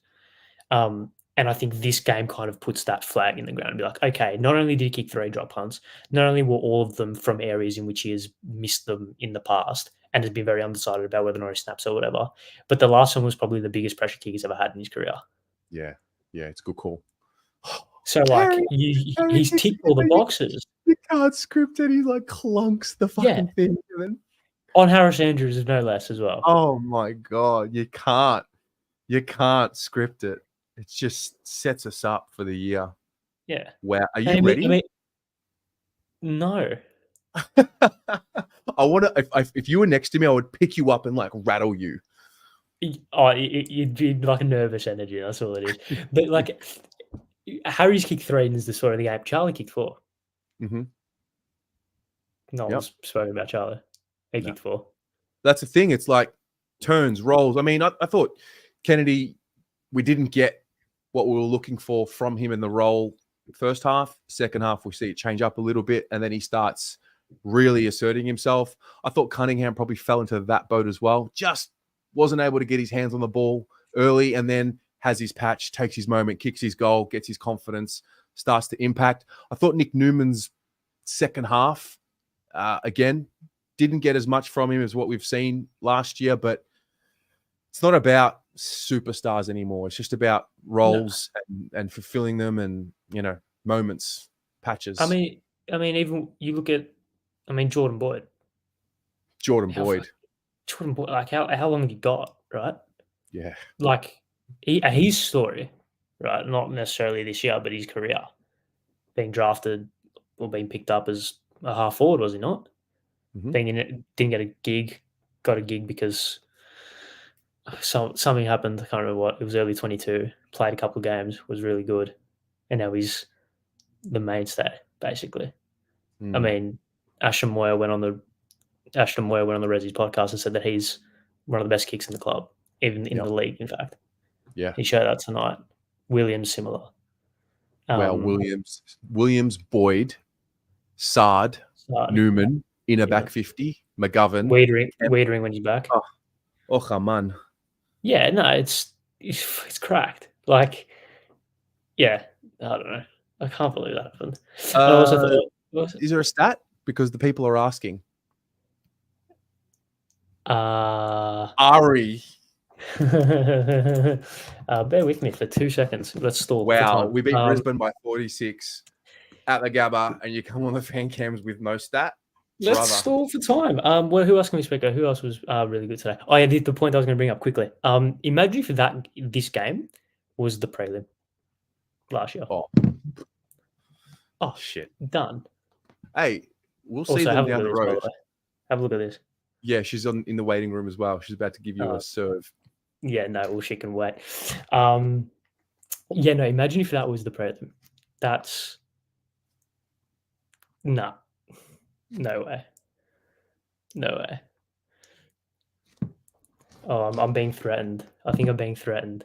Do you want to take a moment in the waiting room, get your stat, and come back? Oh, I've been threatened if I do give the stat. Why? No, just okay. Put me in the waiting room. Bring Miss Jasmine on. Okay. And then we can see you soon. He's not giving the stat on BA. The stat is going on the besties. He's not doing wow, that. Wow, stronger together is all of a sudden stronger for the besties. No, it's not. It's not that. It's like no, you can't take his stat. That's no. I mean, him on the spot. we've only had the stat here every week, but that's okay. Has he been giving it? Hey girls, how was the game? Oh, okay. So good. Wow. It was oh my god. Like head in knees. Don't talk to me for like a quarter and a half. Like Hannah and I and Kirst looking at each other and we're like, oh my god, like this is not happening. Like we did not come here, like this is not happening. And Kirst was like, Jazz, remember the Gold Coast game? She's like, remember the Gold Coast game? Like we thought we were done. I was like, you know what? Like you're right. And we have a 100% win streak interstate. And I was holding on to that. But the thing I want to talk about is when we got to the Gabba, we were in section 222, which is an angel number. Oh. Yeah, yeah. And I was like, oh my God. I turned to Hannah. I was like, oh my God, we're in section 222. Like, we're winning today. Also, as we were driving to the Gabba, we were on like Kemp Street, and we're like, oh my God, so much going on. And then when Harry kicked that goal, naturally you go to the AFL app when you're at the game because you're like, I want to know how much time left. 1 minute and 11 seconds, 1-1-1. We were like, yeah, we're done. Like, we've won it. We just knew. It, like, the stars were aligning. I can't make that up. Wow. Yeah. Well, Jazz, you actually are the interstate omen. You are. Maybe we are. I'm really sorry, everyone, that I didn't go to the prelim. I just couldn't leave my dad. I'll cop that one. You can give me the flack for that. Sorry. So talk to me about, from your lens, girls, what was the turning point or series of events that led to the turning point? What did you see? Zach Williams was massive. I Yeah. don't know if anyone's obviously people have spoken about him, but he played with heart the whole game. Yeah. The whole game. He really stood out to me. I don't know if there was like a specific turning point. I think it was when they missed a few shots on goal that we actually were like, all right, let's go. Yeah. Yeah. Like, we just took a while to click into gear. I think the Gabba is a really intimidating place. It was like, as people that were there, it was so hot. Like, like we weren't moving. Like, we were sitting in a seat and we were like drenched. Like, it was so hot. Like, so I am imagining like how much they were overheating, running around in like the humidity was 80% or something tonight. Wow. Even though it was only like 22 degrees. It was like gross hot, like muggy. Yeah, really muggy. They looked wet. They did look like they had just had a shower and like walked straight out. Yeah. But Hey, basically, I feel I don't know if there was an actual turning point, but the Brisbane fans are a bit crimmer. Yeah, Yeah, we they are. almost got into lots of fights. Yeah. We're very passionate, Terry. Fair play to them. They are. No, we are. No, we are. Oh, we They are. are not Oh. passionate at all. I think We we Yeah, had a that- rugby game on. We had people like in our vicinity not even stand up and cheer when they scored goals.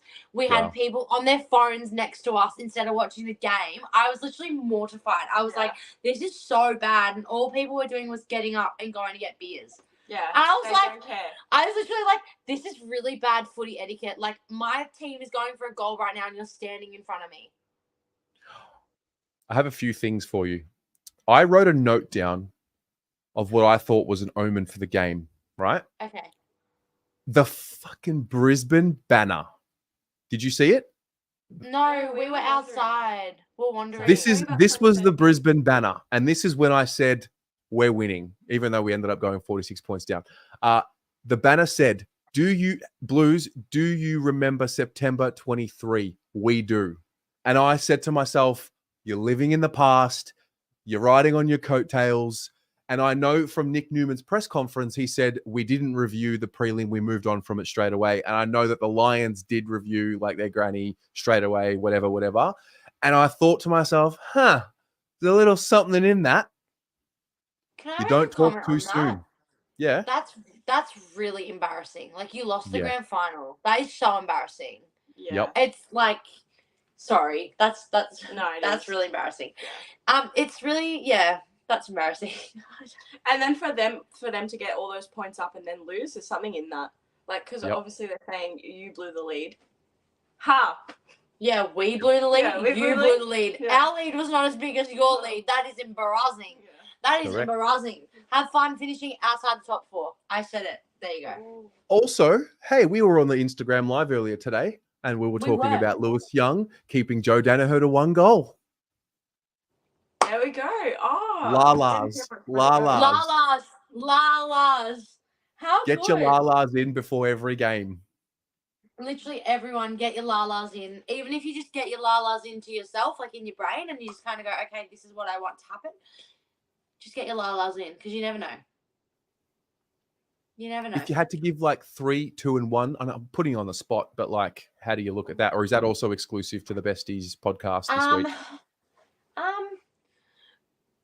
Look, it's really hard because I think we need to review the footage. Yeah, We need to because watch like this is the replay. thing, we were there too, and it's like we were on the lower level. We were like 3 or 4 rows from the front, and like we literally couldn't see half of the game because like clearly because they were on the other side. They were using the other wing a lot more than they were using our wing. The broadcast side, I think it was. Yeah, they were using that a lot more. So like, I can't tell you like 100% what my 3-2-1 would be, but Cripps is up there, I think. yeah, He was like, we saw a lot of him.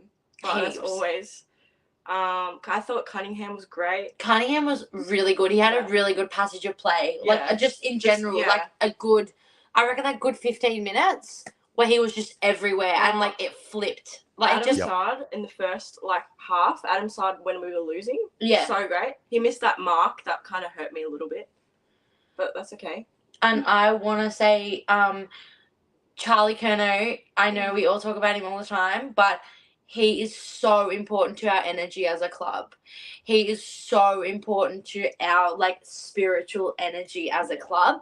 The way that man will kick a goal and then like some fire ignites in the whole team is unbelievable. And I know I'm not the only one that sees that. Like I miss Ed being there a lot because Ed used to like get that spark going with him a lot. But I feel like Charlie this year will be able to do it on his own and he'll be able to do it with Harry. I think Harry, for me, I'm giving my 3 votes. I'd give my 3 votes to Harry. Yeah, I think you have to. He just shut everyone up tonight. I know he missed that snap, but like also at the same time, like it's so fast paced and there was just happened to be a Brisbane player there and they happened to stop it with their leg. Like whatever. It's not like he kicked it out on the full. Like whatever. You let it go. But he redeemed himself with a big kick. Harry's so back. He's so back, Terry. Yeah. Harry's so back. Oh my God. See you at the MCG Thursday night. Oh my God. With 90,000 there. Yeah, it's going to be insane. Richmond are for real finished. You heard it here first. We're coming one by one. There's one I think that I want to mention is when the boys were getting on the bus after the game. All the Carlton fans started singing Country Roads and they loved it. We were live and Paolo had his phone when it was happening. Yeah. And he was showing that live footage as they're going on the bus.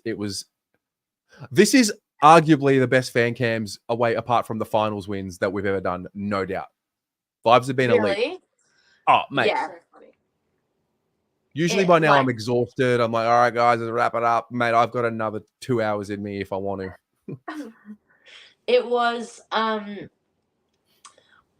say this, but Hannah doesn't agree with me. I think it's like almost better than the semi-win. No, you said only and only because, I'll tell you why. Only and only because the semi was like neck and neck the whole time, and that one play was amazing. It'll stick in my head forever, like Illy Blake Acres, for real. But for me to come back at the Gabba, like we have not won a game at the Gabba for 12 years. 2013 was the last time we won a game at the Gabba. We've not won a game at the Gabba for so long. To come back from almost 50 points down with a depleted side, like no Wiedering, no Walsh, no second tall in like Marchie. So many, like no Jack Martin, no J Sauce, so many guys missing. Motlop gone, Corey Jordan not playing, like so many to like get the cohesion to win the game. I don't know. I just think that this game was amazing. Honestly, best game I've like seen in person for real. Well, you deserve it. You made the trip and you should just enjoy all of it. We will. We're gonna go watch the replay. We're gonna watch the replay. All right. Enjoy, ladies. See ya. Carly Nixta, Terry. Carly Nixta. All right. Oh, we have to get a very special guest in. Mr. Ud Koken, the sponsor of the fan cams on the Blue Abroad YouTube channel. Hello, mate. First time I'm on the fan cam channel. So, yeah, hello, Tez. How you doing? This is the first time on the fan cams. Wow. Meet the chat. Meet Ud, meet the chat. Oh, no, we've lost him. No. Ud, you there? Can you? Yeah, you're on mute.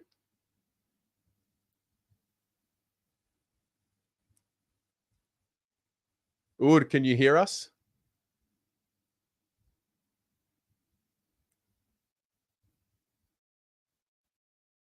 Lewis, check your DMs, mate. I will post the link shortly for everybody else waiting. Just stand by. Can't hear you. I'll bring you back shortly. Zach Borg. Terry, how are you, Terry? What a win. I'm pumped. I'm pumped, mate. It's 20 past 12 and I am absolutely not sleeping tonight. Same as me, Terry. Oh my goodness, Terry. What a win. Up the Baggers. Oh my goodness, Terry. I couldn't watch those dying seconds. Like, unbelievable, Terry. Like, this group is the best side in the league. Like, the way that they just come together in those last 20 seconds, like you could see Cottrell getting in there, holding onto the ball, rushing it out. It was absolutely incredible. And seeing Kennedy in the ruck was a big surprise, but he actually did pretty well, which was good. Well, what did you like? Who do you think your standout player was in that second half? In the second half, Mm-hmm. oh, it's so hard, man. It's so hard.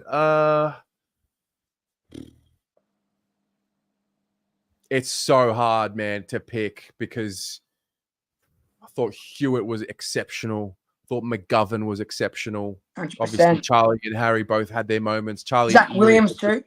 Zach Williams all game. Fogarty. How can you not talk about Fogarty? His tackles were incredible. And yeah. I loved I actually really liked Lewis Young. The way we were all like kind of like doubting him in camp, but I think he really held up today. 15 touches, 5 marks, and the way he's like spoils and he makes the contest is absolutely incredible. And I love our backline was really solid and 46 points, Terry. What a comeback! Like, not even Collingwood could do that, Terry. It's unbelievable. Like the way from when Voss was there, when he came in, new coach, how he built up this group, and then look where we are now. It's so good to see. And it's so good to see Zach Williams back, honestly. It's so good. Up the Baggers, Terry! Come on! The competition is scared, Terry. Have a good night. Go the Blues. See you later. I'll never get tired of watching that boy right there. All right. Ur, let's get you back in. Are you with us? Yeah, I'm not too sure what happened. Can you hear me? I can hear you loud and clear. I'll just reiterate to the chat. Chat, this is Ur. Ur is the sponsor of the fan cams for 2024, making his fan cams debut after arguably one of the greatest comebacks this group has seen. Yeah, it's magnificent. So up until halftime, I was having a really bad day, Terry. Like, I organised a flight to leave Melbourne at 12 o'clock. Plane delayed for 3 hours. I organised, a dinner with my wife before the game, and we couldn't make it to that. That got cancelled. Then driving up to Brisbane because our hotel's in Gold Coast. It was a very poor start. Nothing's going right today. Planes delayed. Carlton not playing well. But then after half time, it all clicked, and it was just probably, my wife reckons, the best game she's ever watched. So it was awesome. Amazing. So we're celebrating anniversary. We're celebrating the season start.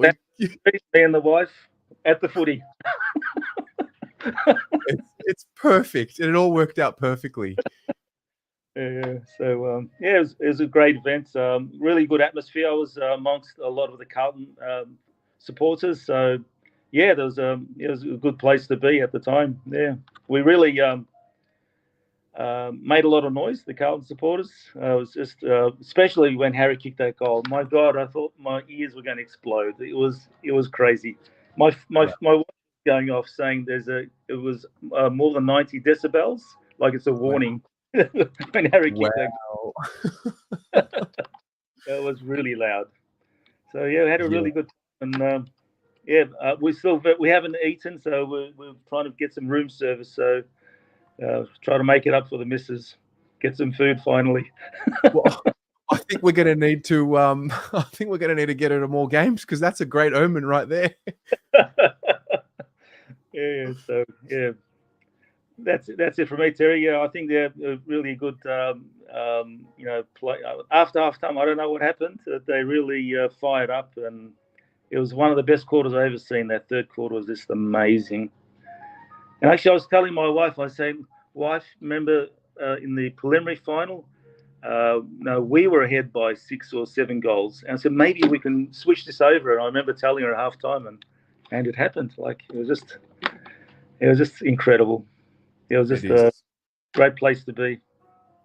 It's a great way to start what hopefully is going to be a special time for all of us and a continuation of what we've seen from the group. And if that's going to be the way we set the tone with what we're capable of doing, then we're in for a treat. Absolutely, and there's a lot of good players still to come. So yeah, Special mention to Carroll. He was superb when he came on. He just loved what I saw from him. Oh, it was amazing. And McGovern. I love McGovern's game at the back. He was good. Yep. Amazing. Okay, Ted. All right, Ord. We'll continue for our 35th anniversary. We're here for the weekend. We'll catch up with you next week. All right, awesome. Thanks, Ord. Catch ya. Can I get a happy anniversary in the chat for Ord, our fan cam sponsor? I think that's a nice touch to send them off. Okay. Well, we have a full waiting room. Where do we start? Let's go. Oh, Beachy, mate, what's going on? G'day, Terry. How are we going, pal? Oh, I'm great. Where are you at the moment? Because I don't see a library of books behind you. Well, funnily enough, mate, I think this is the place. When I say the place, I mean the city that you spend a mate's bucks. I'm in Anglesey at the moment. Wow. What's in Anglesey? Well, we've got a place down here, so I'm down here for the long weekend. So yeah, I still got a chance to catch the game, so that was a happy time. Good way to start the year, isn't it? Absolutely. What were some of the themes from your lens? So, obviously we didn't start all that well. Conceding 7 goals in the first quarter, that's a given. But I guess the mentality to, stay switched on, to stay in the game, or at least bring it back for us to stay in the game, and then players on our end got themselves in the game, and everybody else lifted around each other, which then brought us the win, which was important to start the season correctly. Yeah, no, that's right. That's right. I think, I remember early last year, we started with a draw, so there was a bit of a mixed feeling there. 2022 obviously started with a bit of a bang, beating Richmond in round 1. So, I'm hoping it's just a sign of things to come. Obviously, we'll clean up things from that first half moving forward, and they'll review that. But to come away with a win, an emotional win like that, a gutsy win like that, and have a lot to review and improve on, it's a win-win. You take the 4 points, you take your lessons, and you keep going.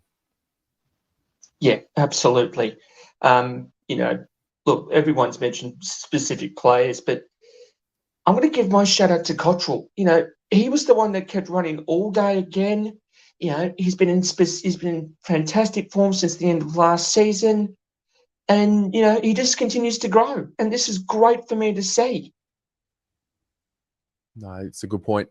It's a good point. We were saying earlier, like Cottrell, I think Cunningham, I think Ollie Hollins is one. I think Kennedy falls into this bracket. Kemp, they all had their patch, their 15, 20-minute contribution to the game, particularly in that second half. And that was pleasing.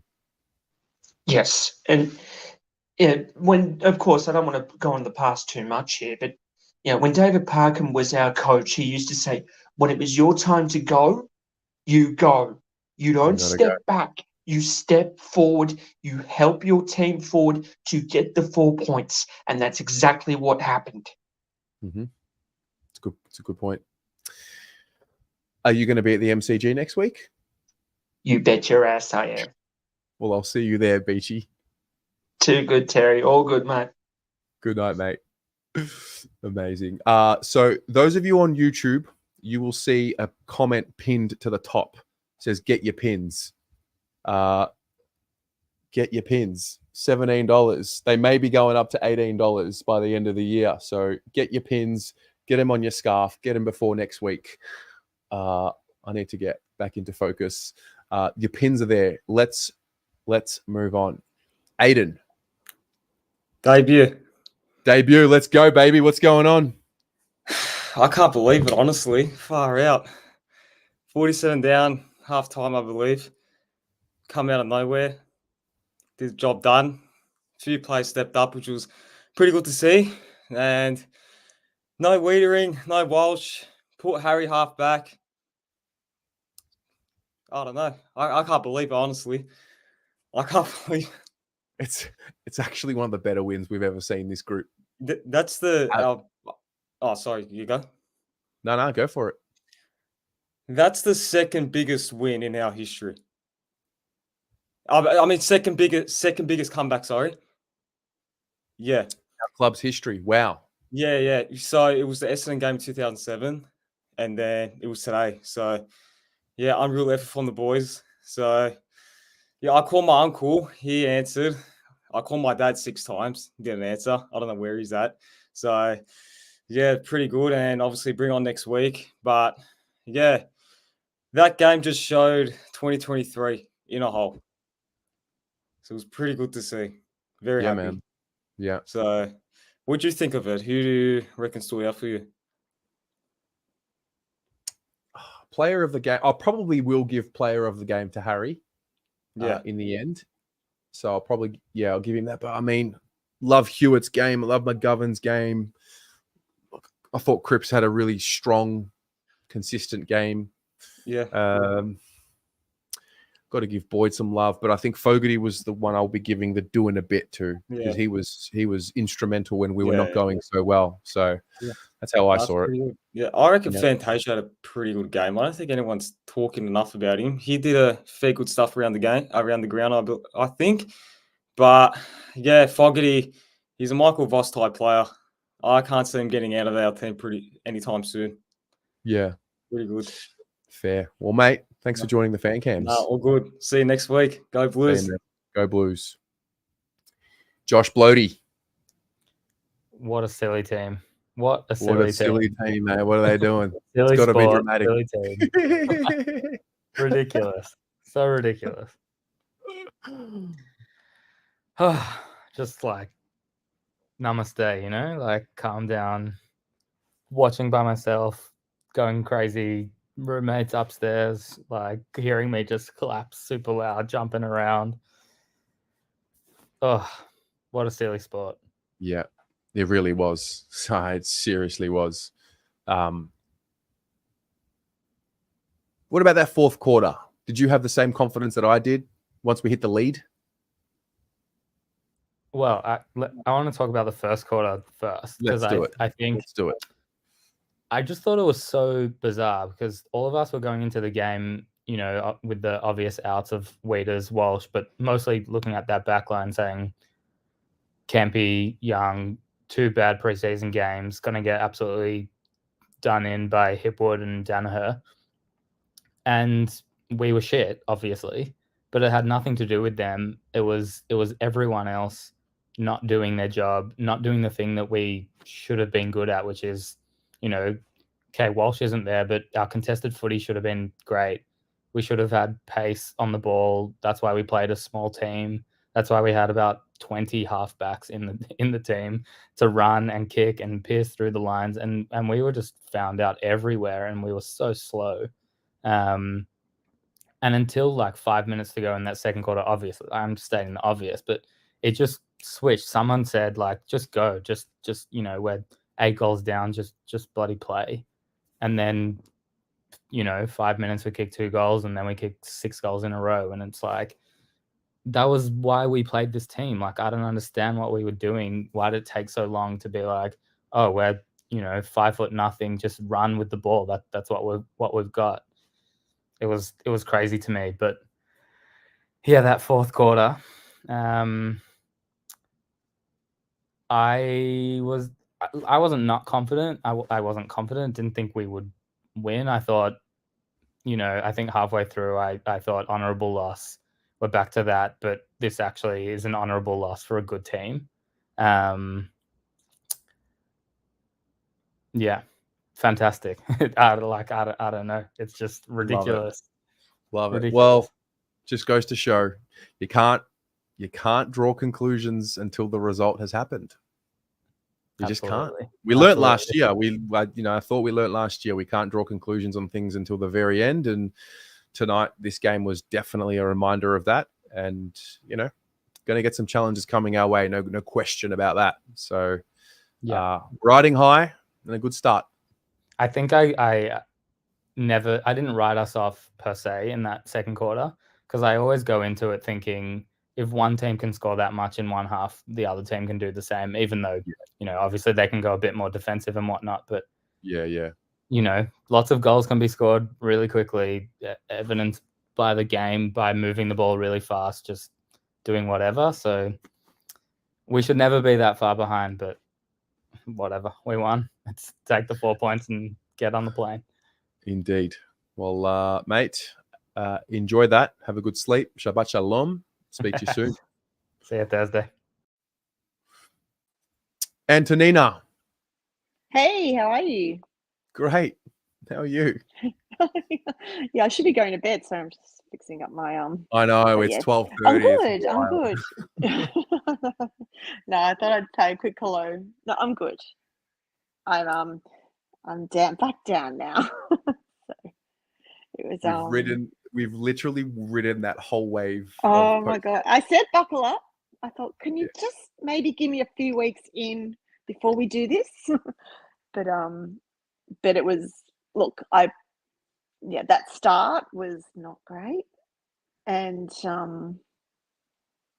but yeah, it was sort of similar to what everyone's saying. I sort of, once that sort of halfway through that second quarter, I'm like, oh no. I said, we're gonna lose by 100 points. This is not looking good.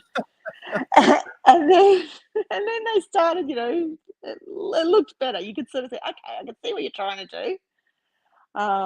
We kicked a couple of goals. I thought, okay, look. And again, it was like, let's salvage this. I don't know if we're going to win, but let's salvage it. Let's just make it. Don't lie down. Let's just make it a fight at least, And and then once we got in front, it was funny because my daughter's, she's like, oh, no, we're going to win. We're going to win. It's fine. We're going to get in front and we're going to win. I'm like, okay, yeah, we will. So we were, Sure. we were. Yeah, like sure. But then even in that last quarter, like they, seeing how that pattern of like they'd kick a goal, we'd kick a goal, sort of that, back and forth in the end. And so, when Cameron kicked that goal, I said, it's okay. There's lots of chance. 6 minutes? We'll be fine. We'll just kick it back again. So just thinking, I'm going to say this, and it's going to happen. Hopefully, but it was amazing. And even when we got in front, and it wasn't, I was so nervous, but I was a little bit nervous about him, but I think just the situation, like whoever was having that shot, I would have been, beside myself anyway. So I was just so thrilled when he kicked that. I thought, oh, you just, that's a big up yours to everyone. We have faith in him, and he's been, badgered in the press unnecessarily, I think. Yeah. So for him to do that, I was so wrapped, just thrilled. And then that last minute, whatever it was, a minute, it was like the semi-final. It's like, okay, we've got a minute. We've just got to, ride it out. And they did. It was amazing. It was crazy. It was so cool. It was special. It was special. You're right. It was special. And, I sort of had been contemplating going up to the game for a little while, and my husband sent me, he's away at the moment. He sent me a message going, oh, geez, lucky, for half time. He goes, oh, geez, lucky you didn't go up there. I'm like, yeah, I know, right? But yeah, anyway, it was good. Amazing. Well, thanks for calling in. No worries. See you on Thursday. Yes, definitely. Can't wait. All right. Go Blues. Good night and go Blues. See ya.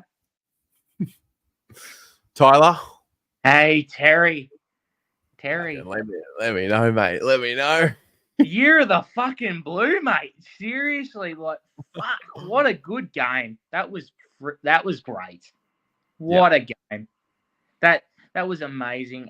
Just very quickly, full credit. It's got to go to Brisbane.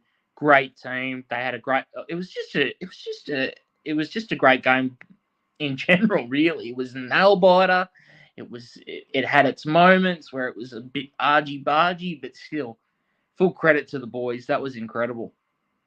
It was. That was incredible. It was everything. I think we've covered every player. You know what? Blake Acres' second half. He's the one that really lifted in that second half, I thought. Yes. Oh, definitely. And just on Acres, it's just his ability to follow up as well. I think that's what I really enjoyed about his game, especially this one. But I really enjoyed his game, like his pressure, and he's running. Oh God, he's good. He's a very good defensive winger. Like fuck, he's brilliant. But I only just wanted to talk about a couple of things about the game. That is that obviously people say it's a tale of two different halves, because it was. The first half wasn't too good. Second half was amazing. But I just want to touch on, like, you can just tell, I could tell what Voss was trying to do. And it was, I think what wasn't working was that we were pressing too high. The defense was pushing up too high. So when that ball came over the top, bang, they were out. There was just nothing we could do. So, and I liked that in the second half, he pulled them back just that little bit further back, so that in case that overkick did come over, straight away we were ready to pounce. And I liked that. That was I reckon that was just the problem. I could see what we were trying to do, but just wasn't being executed. And if you really look at it as well, at the start of the first half, well, the first quarter to the second half, midway through the second quarter, we only had 13 tackles, 13 and then all of a sudden, by the end of the game, we went from 13 to 56. Wow. Well, we ended up on, looking at it now, 59 for the game. Oh, yeah, 59. Thank you. Yeah, wow. 59 for the game, and we were at 13 halfway through the second quarter. We just went bang, and especially, and I think what changed as well was our the stats will show that our inside 50 tackle pressure, inside 50 tackles was 15 in the end, when we were only in the first two quarters, we were only 1 and 2. So, like, it just showed that the boys were really willing to put in for it. Like, they really were, and it was great. It was amazing. I just can't believe it, Terry. I cannot believe it. Can't believe it's 1:15 and we've just come back from Brisbane at 46 points down and beaten them in the first game. Take it, Terry. Like, my God. Like, I wish I could. I haven't seen a Carlton game in a very long time because I'm up in Townsville, but like, it is by far. That was by far the best game I think I've ever seen us come back and absolutely. It was just brilliant. But just very quickly, full credit to the boys. Fogarty was incredible. I love. Actually, someone pointed. You guys were talking about Boydie. And I just want to draw a little bit of a comparison between a past player and him. Everyone says he's the best kick, and he's one of the best kicks in the club. And do you know what everyone like? I compare him to Ryan Houlihan. Because Fev always said when he was playing at the club, if I wanted anyone to kick it to me, I wanted Ryan Houlihan every time. And he would always deliver a beautiful pass. And the reason why I say that was because that was the one, that he mentioned that in that game against Essendon when we were down by 46 points and then we came back to win it. So he mentioned it after that. But Now I compare him to Ryan Houlihan. He's a beautiful kick, and I think as well, like I'll just add another point. Zach Williams, the ability to make some of those diagonal kicks, like it was pinpoint accuracy, how he managed to get it through, and it's like, wow, we've missed that. We've really missed that. We spoke about it last year, all year. You know, I don't know what that particular kick is called. I think it's just more the mentality to have the guts to take the kick. Yes. 45, you know, and he's got it. He has the ability to, you know, I can go down the line, or I can just change everything around the ground now and just switch. And he backs himself in, and you know, he's now full of confidence, full of motivation, full of emotion, full of confidence. Hopefully pulls up well. You know, I think it's going to be a process with Zach. You know, he may not play every game. He might play every game, but you know, we might need to manage him throughout the year just to keep him fresh. But mate, that's the kind of player you need in a final. Oh, we definitely need him. And but then I really like, okay, when Doherty went off, the injection of Carroll was that with that just that little bit of extra speed put into that midfield really changed the dynamic of the game. Really, like that was the turning point. Was that just nice little bit of extra speed, because we were lacking that in the that drive in the first 2 quarters. He came in and just absolutely blitzed. It was insane. But look, full credit to the boys. That was that was just amazing, Terry. Bring on Richmond. I got a funny feeling they're going to get absolutely done tomorrow by Gold Coast Suns. Well, let's see what happens. We'll see you Thursday night, my friend. See you Thursday night, Terry. See you, mate. All right. Danielle, hello. Can't hear you. Nope. Can't hear you. Can't hear you. No, you're on mute. Or maybe that your headphones won't have a microphone. Or maybe they do. Hang on. Hello. Hello. You got me? I've Sorry. got you. How are you, Tess? Great. How are you? How's it going? Oh, my goodness. That was so good. Sorry, I'm trying to be quiet because everyone's asleep. That was so good. The commitment. I love to see it. Oh, I didn't know if I should come on, and then I thought, stuff it. I'm coming on. You've got to be a part of it. It's a special win. It's a special fan cams. Oh my goodness. That was awesome. The girls were up with me watching it. Oh, it was amazing. We've been pumped all week. The girls have been making bracelets for people like all over Australia, like Tasmania, Perth, Melbourne. And so they've been so pumped. The first half, that like, I thought, oh no, like we knew we were up for it, like with all the outs that we've had. And I just thought, oh, this ain't looking good, you know. But when it was like 10 minutes before half time, I was messaging my brother in Melbourne like throughout the whole game, and I said, oh, it seems like there's this urgency, like we're trying to get the ball into our 50, like no matter how ugly it looks, we're just trying to get the ball down there. And then, you know, slowly things started going our way.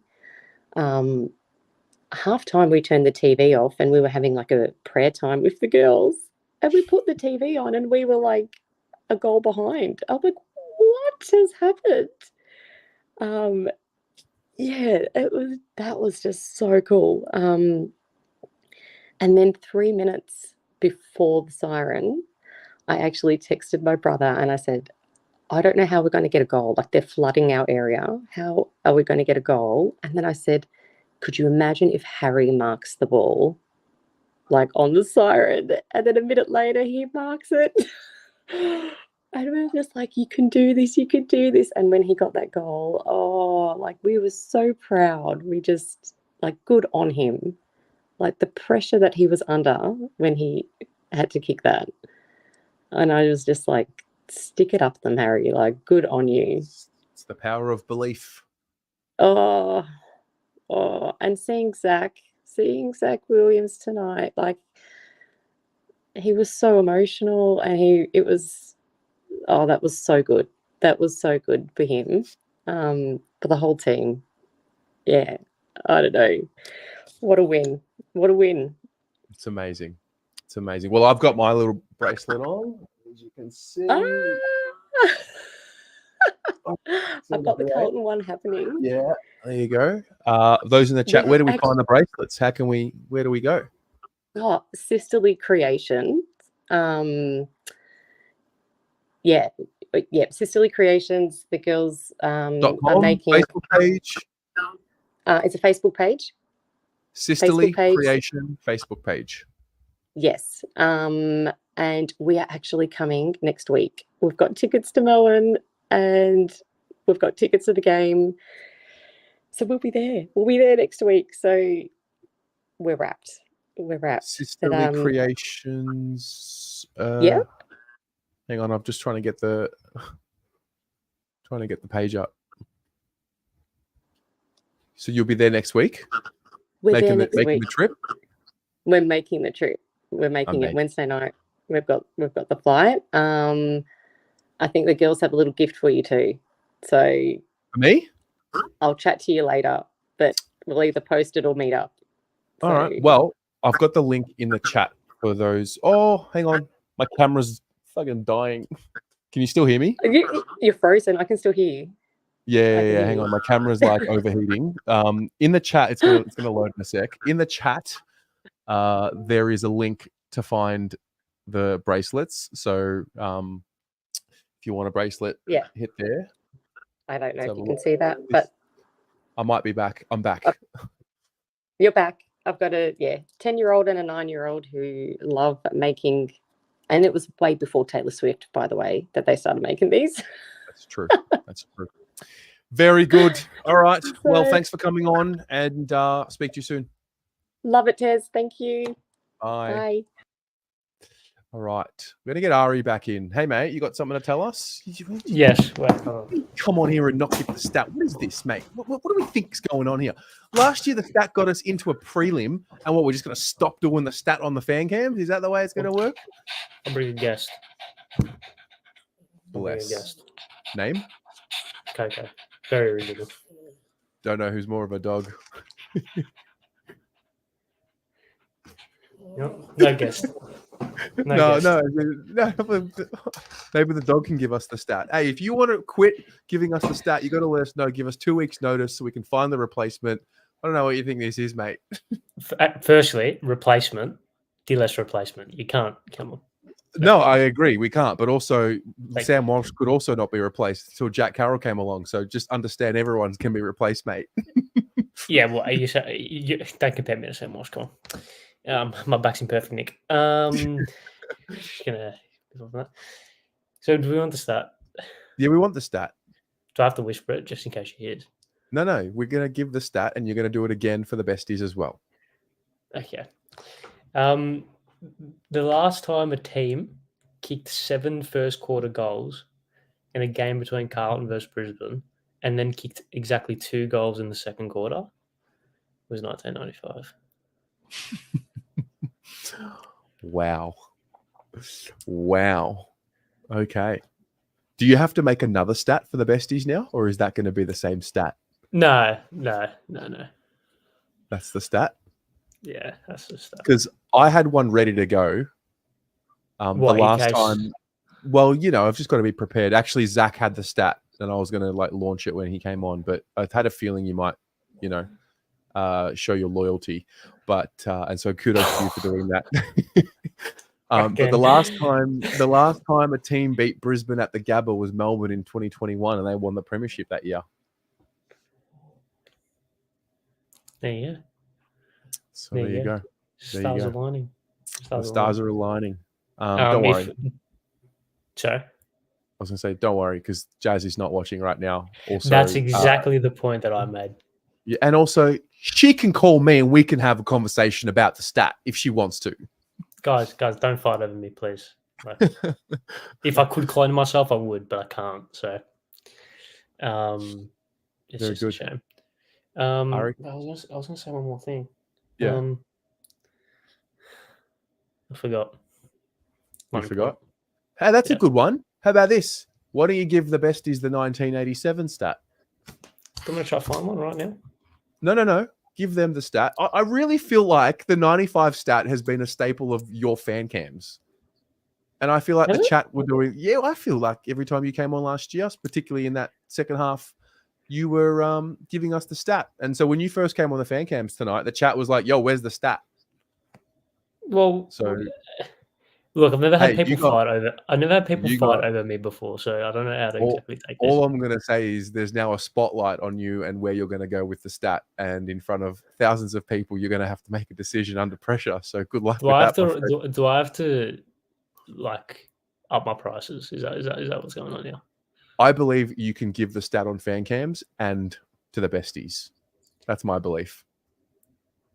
Well, look. All I'm And- saying is that I'm willing to please the audience. Look at this. Danielle Cheney, love the stats, Ari. You know, it's just Yeah. Well, I know. if you're going to put a price on your stats, then go. We'll No, find well, someone. I don't want to do it. But supply and demand, my friend. It's the business 101. Well, the besties can pay for the stats because we're the OGs over here that get the stat. Interesting. Yeah. Okay. I love how she'll never hear this conversation. Yeah. No. There's a 0% chance. Like a fat 0% chance. We could Too do good. anything right now. We won't, but no, very good. Just although do check out the besties Instagram and TikTok. Of course, yeah. Yes, of course. Doing some Gotta great shout things, them the out. besties. All right, Ari, I'm going to move on. Scan the QR code. Yeah. It's a contractual obligation. So I have so many things to say, but yet nothing at all. I feel like that tracks. That Yeah. tracks. Ari, Gully Nichter. Gully Nichter. Good night. All right. Lewis, let's do it, baby. You know what, Terry? I got a question. I don't know if you can see this, but if I can do that, it's going to be up there, mate. The 17th flag. It's going to be up there. Right here. These are all the Carlton premierships. Wow. The 17th is going to be up there. I like that you've made room for it. I like it. Listen, it's been that way for a very long time. I made room from it. And, Sam Welsh, unfortunately didn't play. But don't worry. He was with me the entire time. There it is. He was with me watching the game. Wow.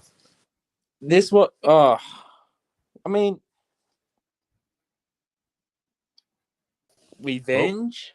Lewis. Terry? You there? Yep. Sorry, it's just poor connection in my room. I'll just get out. Got Joe's Wi-Fi? Yeah, I have Joe's Wi-Fi.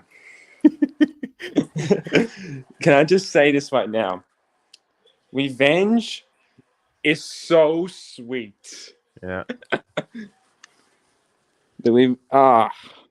Listen, I told you, you, and we had this long chat about, how, confident I was going into Brisbane and, on how we can beat them. And, I said something about, we have to score fast and our turnover game. We scored 30 plus points from turnover tonight. And that was incredible because, a lot of good teams, this last 17 premiers are top, they are number one from turnover. So for us to do that was an incredible thing to do. I would say Charlie Curnow, Jack Carroll, Zach Williams, and Clipper were phenomenal. But what about Fogarty and Hollands, man? I know Hollands had 8 touches, 8 touches, but he laid 8 tackles tonight. And Fogarty laid 8 tackles and a goal. That is just fantastic. Our pressure rating, we were 158 in the first quarter. The next 3, 180 plus. And the third quarter and the fourth quarter, we were all both 190 plus, 198 and 192, which is just incredible. Can I just say something about my boy? I trained with him. I met him. He's such a nice bloke. Harry fucking Mackay, man. You know what? I just want to say this right now. Ice in the fucking veins. Ice in the fucking veins. He went back and he said, I got this. And all I'm going to say is Damian Barrett and all those guys that criticize his goal kicking can F right off. Because that, you know what?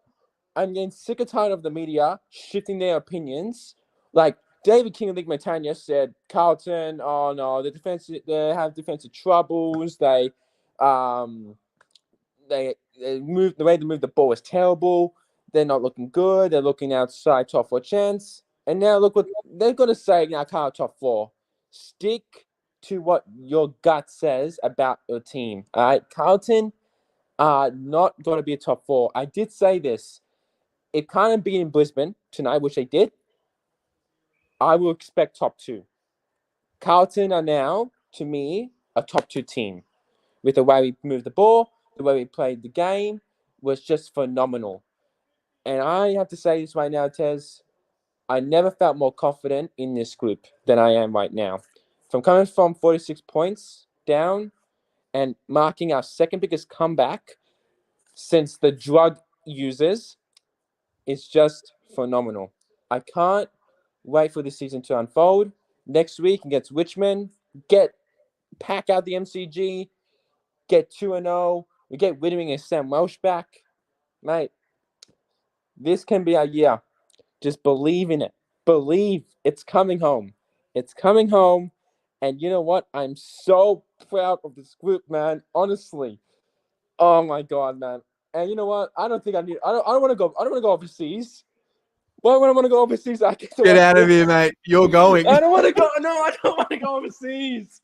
I want to keep watching this fucking footy club win like that and bloody demolish the competition. Fuck, man. Honestly, man, this is incredible. You know what, Terry? Have a good night. Soak it in. Watch the replay. And you know what? Get ready for next week and this season because the Blues are flaggers, mate. They're coming. Stuff, mate. Well They're done. coming for you. Let's go, man. Up the Blues. Have a good night. Up the Blues. See you, man. Lucinda, hello. Hello, how are you? I'm withering away. You think it's only 1, but at least in Queensland it's only midnight, so they're all right. I changed my scenery to the door because that's where we told Brisbane to go today. No,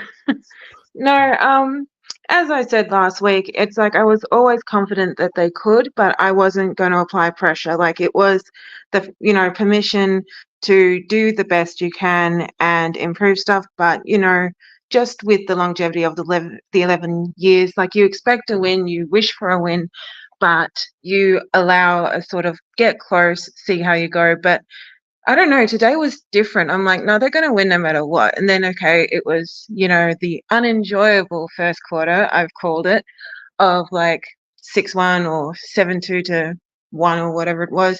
And I'm like, and since when can Charlie not kick like 6 in 5 minutes? I'm not scared of you. And then so the rest kind of happened. And like it was like last year when we were like 40 points down and everyone else was doing their thing. And I know from experience, the whole chat, I was like, nah, we can win this. And my dad was like writing them off. I'm like, nah. So it was fun at the end of that result. I'm kind of happy that Harry kicked the first and the end because even in the supporter base, they're like, leave him at home. And I'm like, and look at you now. But it's not kind of like the nerves and the reasons behind why the frustration caused stuff like that. Like no one's truly given up on him or, joined the media in their opinions and stuff. That's just like disappointment for him, frustration at his struggles and knowing what could be, and just praying that he can get back to that. And he's worked so hard, obviously, like that moment, it probably wasn't even in his head. He's just like, I've got a job, I'm a professional, I can do this. Like, I'm just going to pretend it's like the first second of the game, like no extra shit's going to happen, and then boom, and then there was a minute and 10 seconds, and I'm like, okay, so it's near there. And so I'm like, look, as long as we just get it out of their hands and just get a few out of bounds is where the seconds are still going down, we'll be okay. And then obviously it happened, and so there was crying, fortunately not loud and or sad for whatever reason.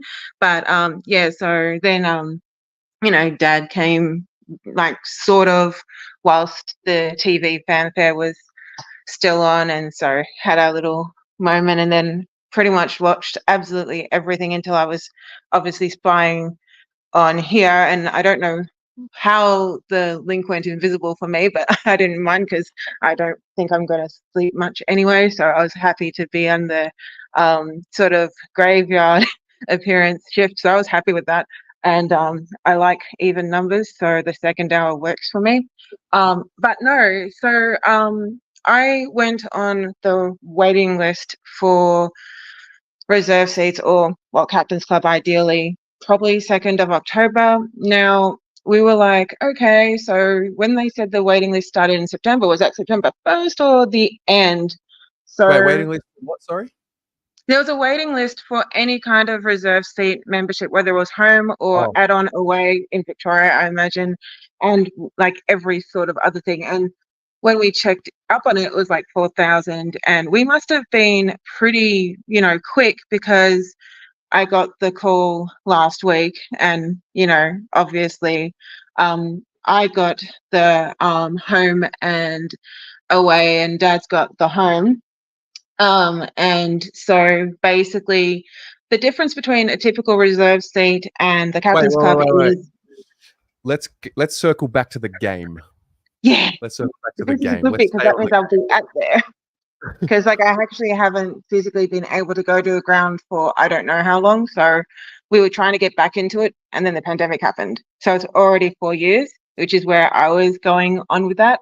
But Talk to me about tonight. Tell me about the yeah. tell me about the turning point in this game tonight. The bounce. I just knew we were going to win from the beginning.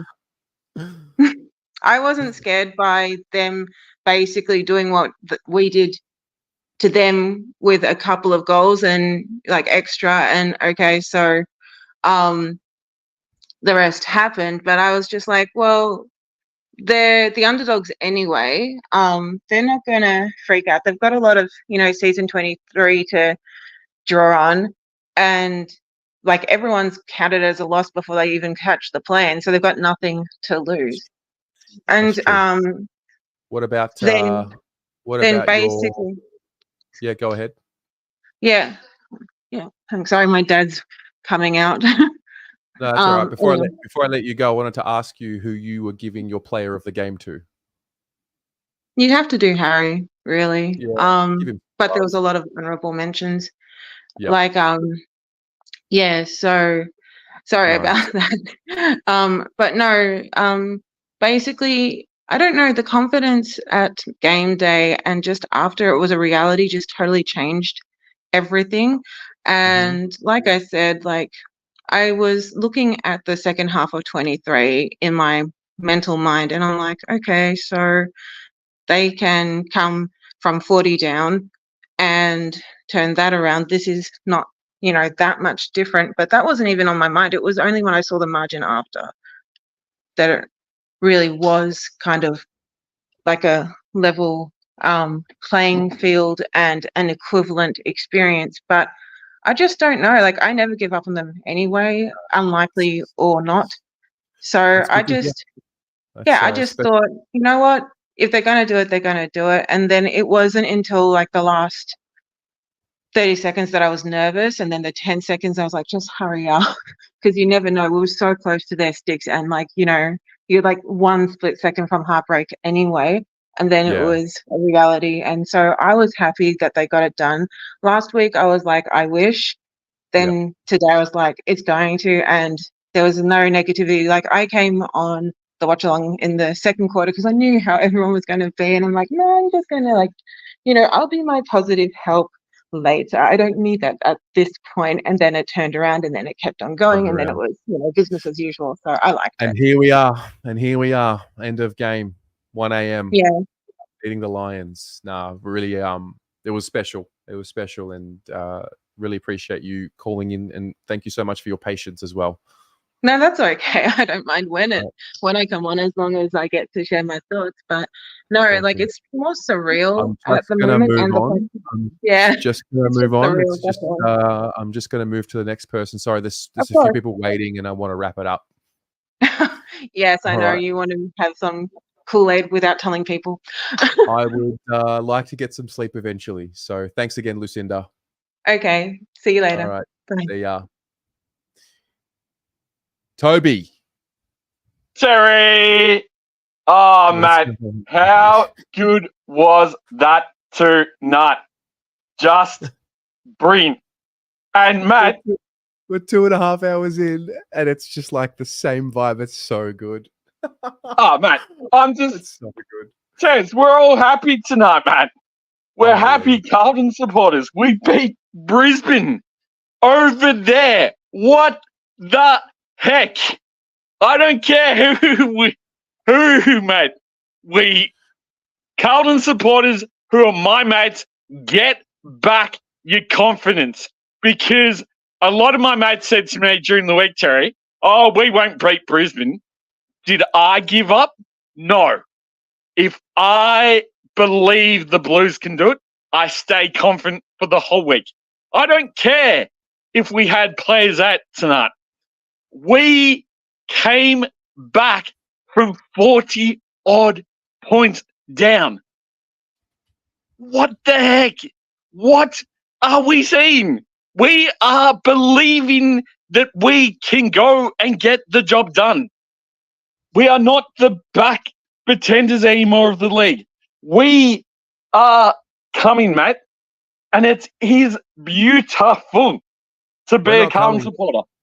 We're not coming, Toby. We're here, my friend. Exactly, mate. Exactly. And it's so good to be Carlton, mate. It is just beautiful. And, Terry, can I say, can we please have, as Carlton supporters, we started something in Brisbane tonight. Our fans wore those blue outfits. Can we have that every single week? Because that was beautiful tonight to see it. I was watching it on KO, and my mum comes up and she says to me, Toby, are they blue? And I'm like, Mum, they were Blues Brothers people who were wearing Carlton uniforms. That was brilliant. And they wore suits. How freaking good is that? How good is that in the footy? Bring that back. Bring it back. I think that's a trademark of the Brisbane, Queensland supporter base. They've done a phenomenal job with that. Oh, hear to them. Hear. Absolutely. So, Toby, next Thursday, are we on or what, mate? Next Thursday night against the Tigs? Mate, I'll be watching it again because, as I told you last week, Terry, I'm an uncle now, so I've got to be careful. So I can't. I would like to go to games again, yeah, because it's awesome, and I would love to be, I would love to come and meet you personally, Terry, because as I've always said, Matt, it's always been a pleasure to talk to you and everybody on this channel, Matt. It makes me very happy as a Carlton supporter, and I love watching all the shows for the whole week. It makes me really happy, and I go, damn, I feel good being a Carlton supporter. And all my mates who are Carlton supporters feel the exact same way. No, we love having you here, mate. Thanks so much for calling in, and thanks for waiting so long. I really appreciate it. No props, Matt. No props. Always here to wait, Matt. Good on Go you. the Thanks, Blue Baggers. See you, Blue Tez. Bag. Have a good one, Matt. See you, mate. All right, we've got one more left, and we'll call it a night. Andy, here he is. Take me home, Lygon Street, to the place I belong. Western Carlton, Navy Mama, take me home. Oh, got it, whatever. You nailed it, mate. That was so good. I had Oh this my gut in me the whole time, thinking that we were 46 points down by the second quarter. I had this feeling in my gut. I've seen this happen in the Gold Coast game last year. I'm sure Carlton will somehow find a way to replicate that again. I was not at all surprised to have found out that this happened. I called it, like, right after the second quarter ended. It was Jesus Christ. I was never in doubt of how Carlton, like all these members, right? All the members and the Queensland supporters, they've done great. They've done a fantastic job tonight. Got to give them a major round pat in the back for the contributions. What Toby said earlier about the whole Queensland thing, honestly, now that I've looked at it, I cannot agree more. That was brilliant. It was, and I've found something on Twitter that's apparently I need to look at it, but apparently an article was written on some online platform making fun of the Carlton supporters in those blue suits and how it backfired on them. So obviously they've written the article very early, and then we've gone and won the game. Phenomenal. To those people that just post shit like that, boy, that has aged like milk. Yeah, correct. Like I once saw on a Reddit post, there was this nuffhead, right? There was this like absolute knobhead, right? They sent this goddamn Carlton poster, like the thing titled "They Know We're Coming" poster. The opposition loves bringing that up. Mate, I never had a much harder laugh in my life when we bet Brisbane by a point, and to see this sort of post finally age like milk, I have never been happier. Yeah, no, that's good. I mean, I've been waiting on fan cams for an hour just to sing this song. I'm that happy.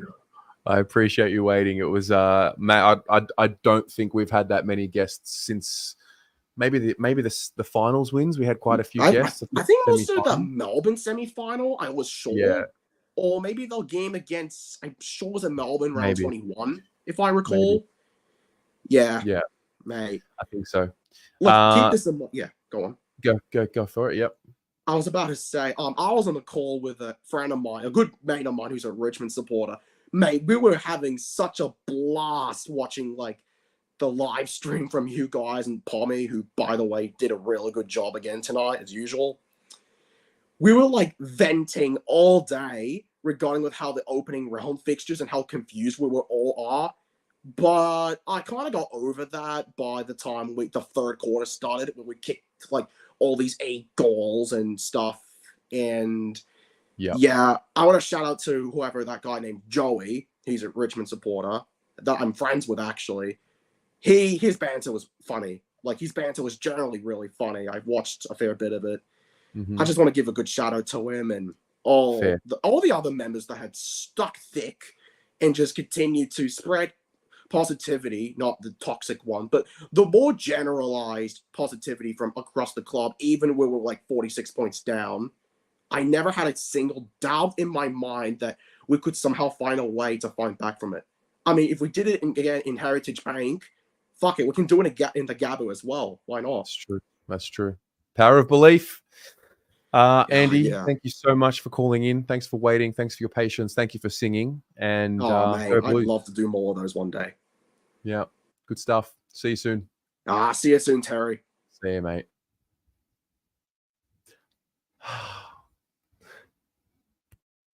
I can't believe that just happened.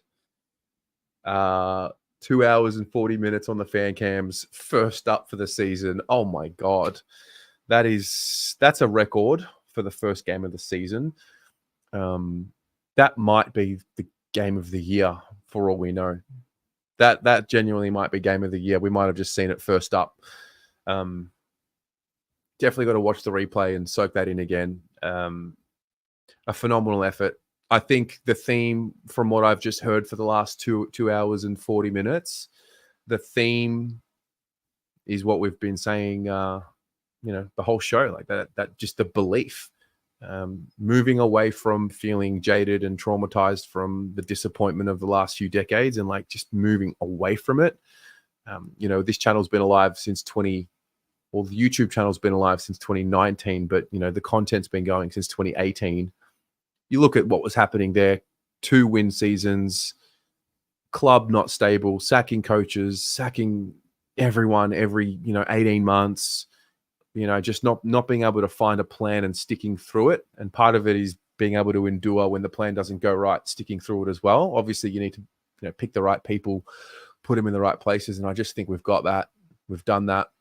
We've got the right leaders in the right positions at the club, off field, on field. And I hope that what we saw tonight just reminds us all why they're worth believing in, if anything. It's not about just being blindly positive. I think it's just more about understanding, look at where we've come from. Look at where we're at, And I think once that happens again, we have a chance at feeling and experiencing that second half of the year energy where everyone's aligned. And to me, as a 32-year-old supporter, that's the best experience I've ever had relating to the club. So, we'll see what happens. The challenges will come. It's all about just waiting for the final siren and waiting for the season to end before we draw those conclusions. But anyway, 6 sleeps indeed, Blue Mike, till we get back to the MCG and us Melburnians get our shot. I actually like opening round for what it's done, because those of us who weren't there tonight are going to be flocking to the MCG with extra tickets and everything. So that's that. Thank you for tuning in. If you've been here, wait, has anybody in the chat been here from the very beginning of these fan cams? Because that's insane. If you have, thank you. If you've tuned in and you've tuned out and you've tuned back in, thanks for tuning in. Thanks for being here. Let 2024 begin, guys.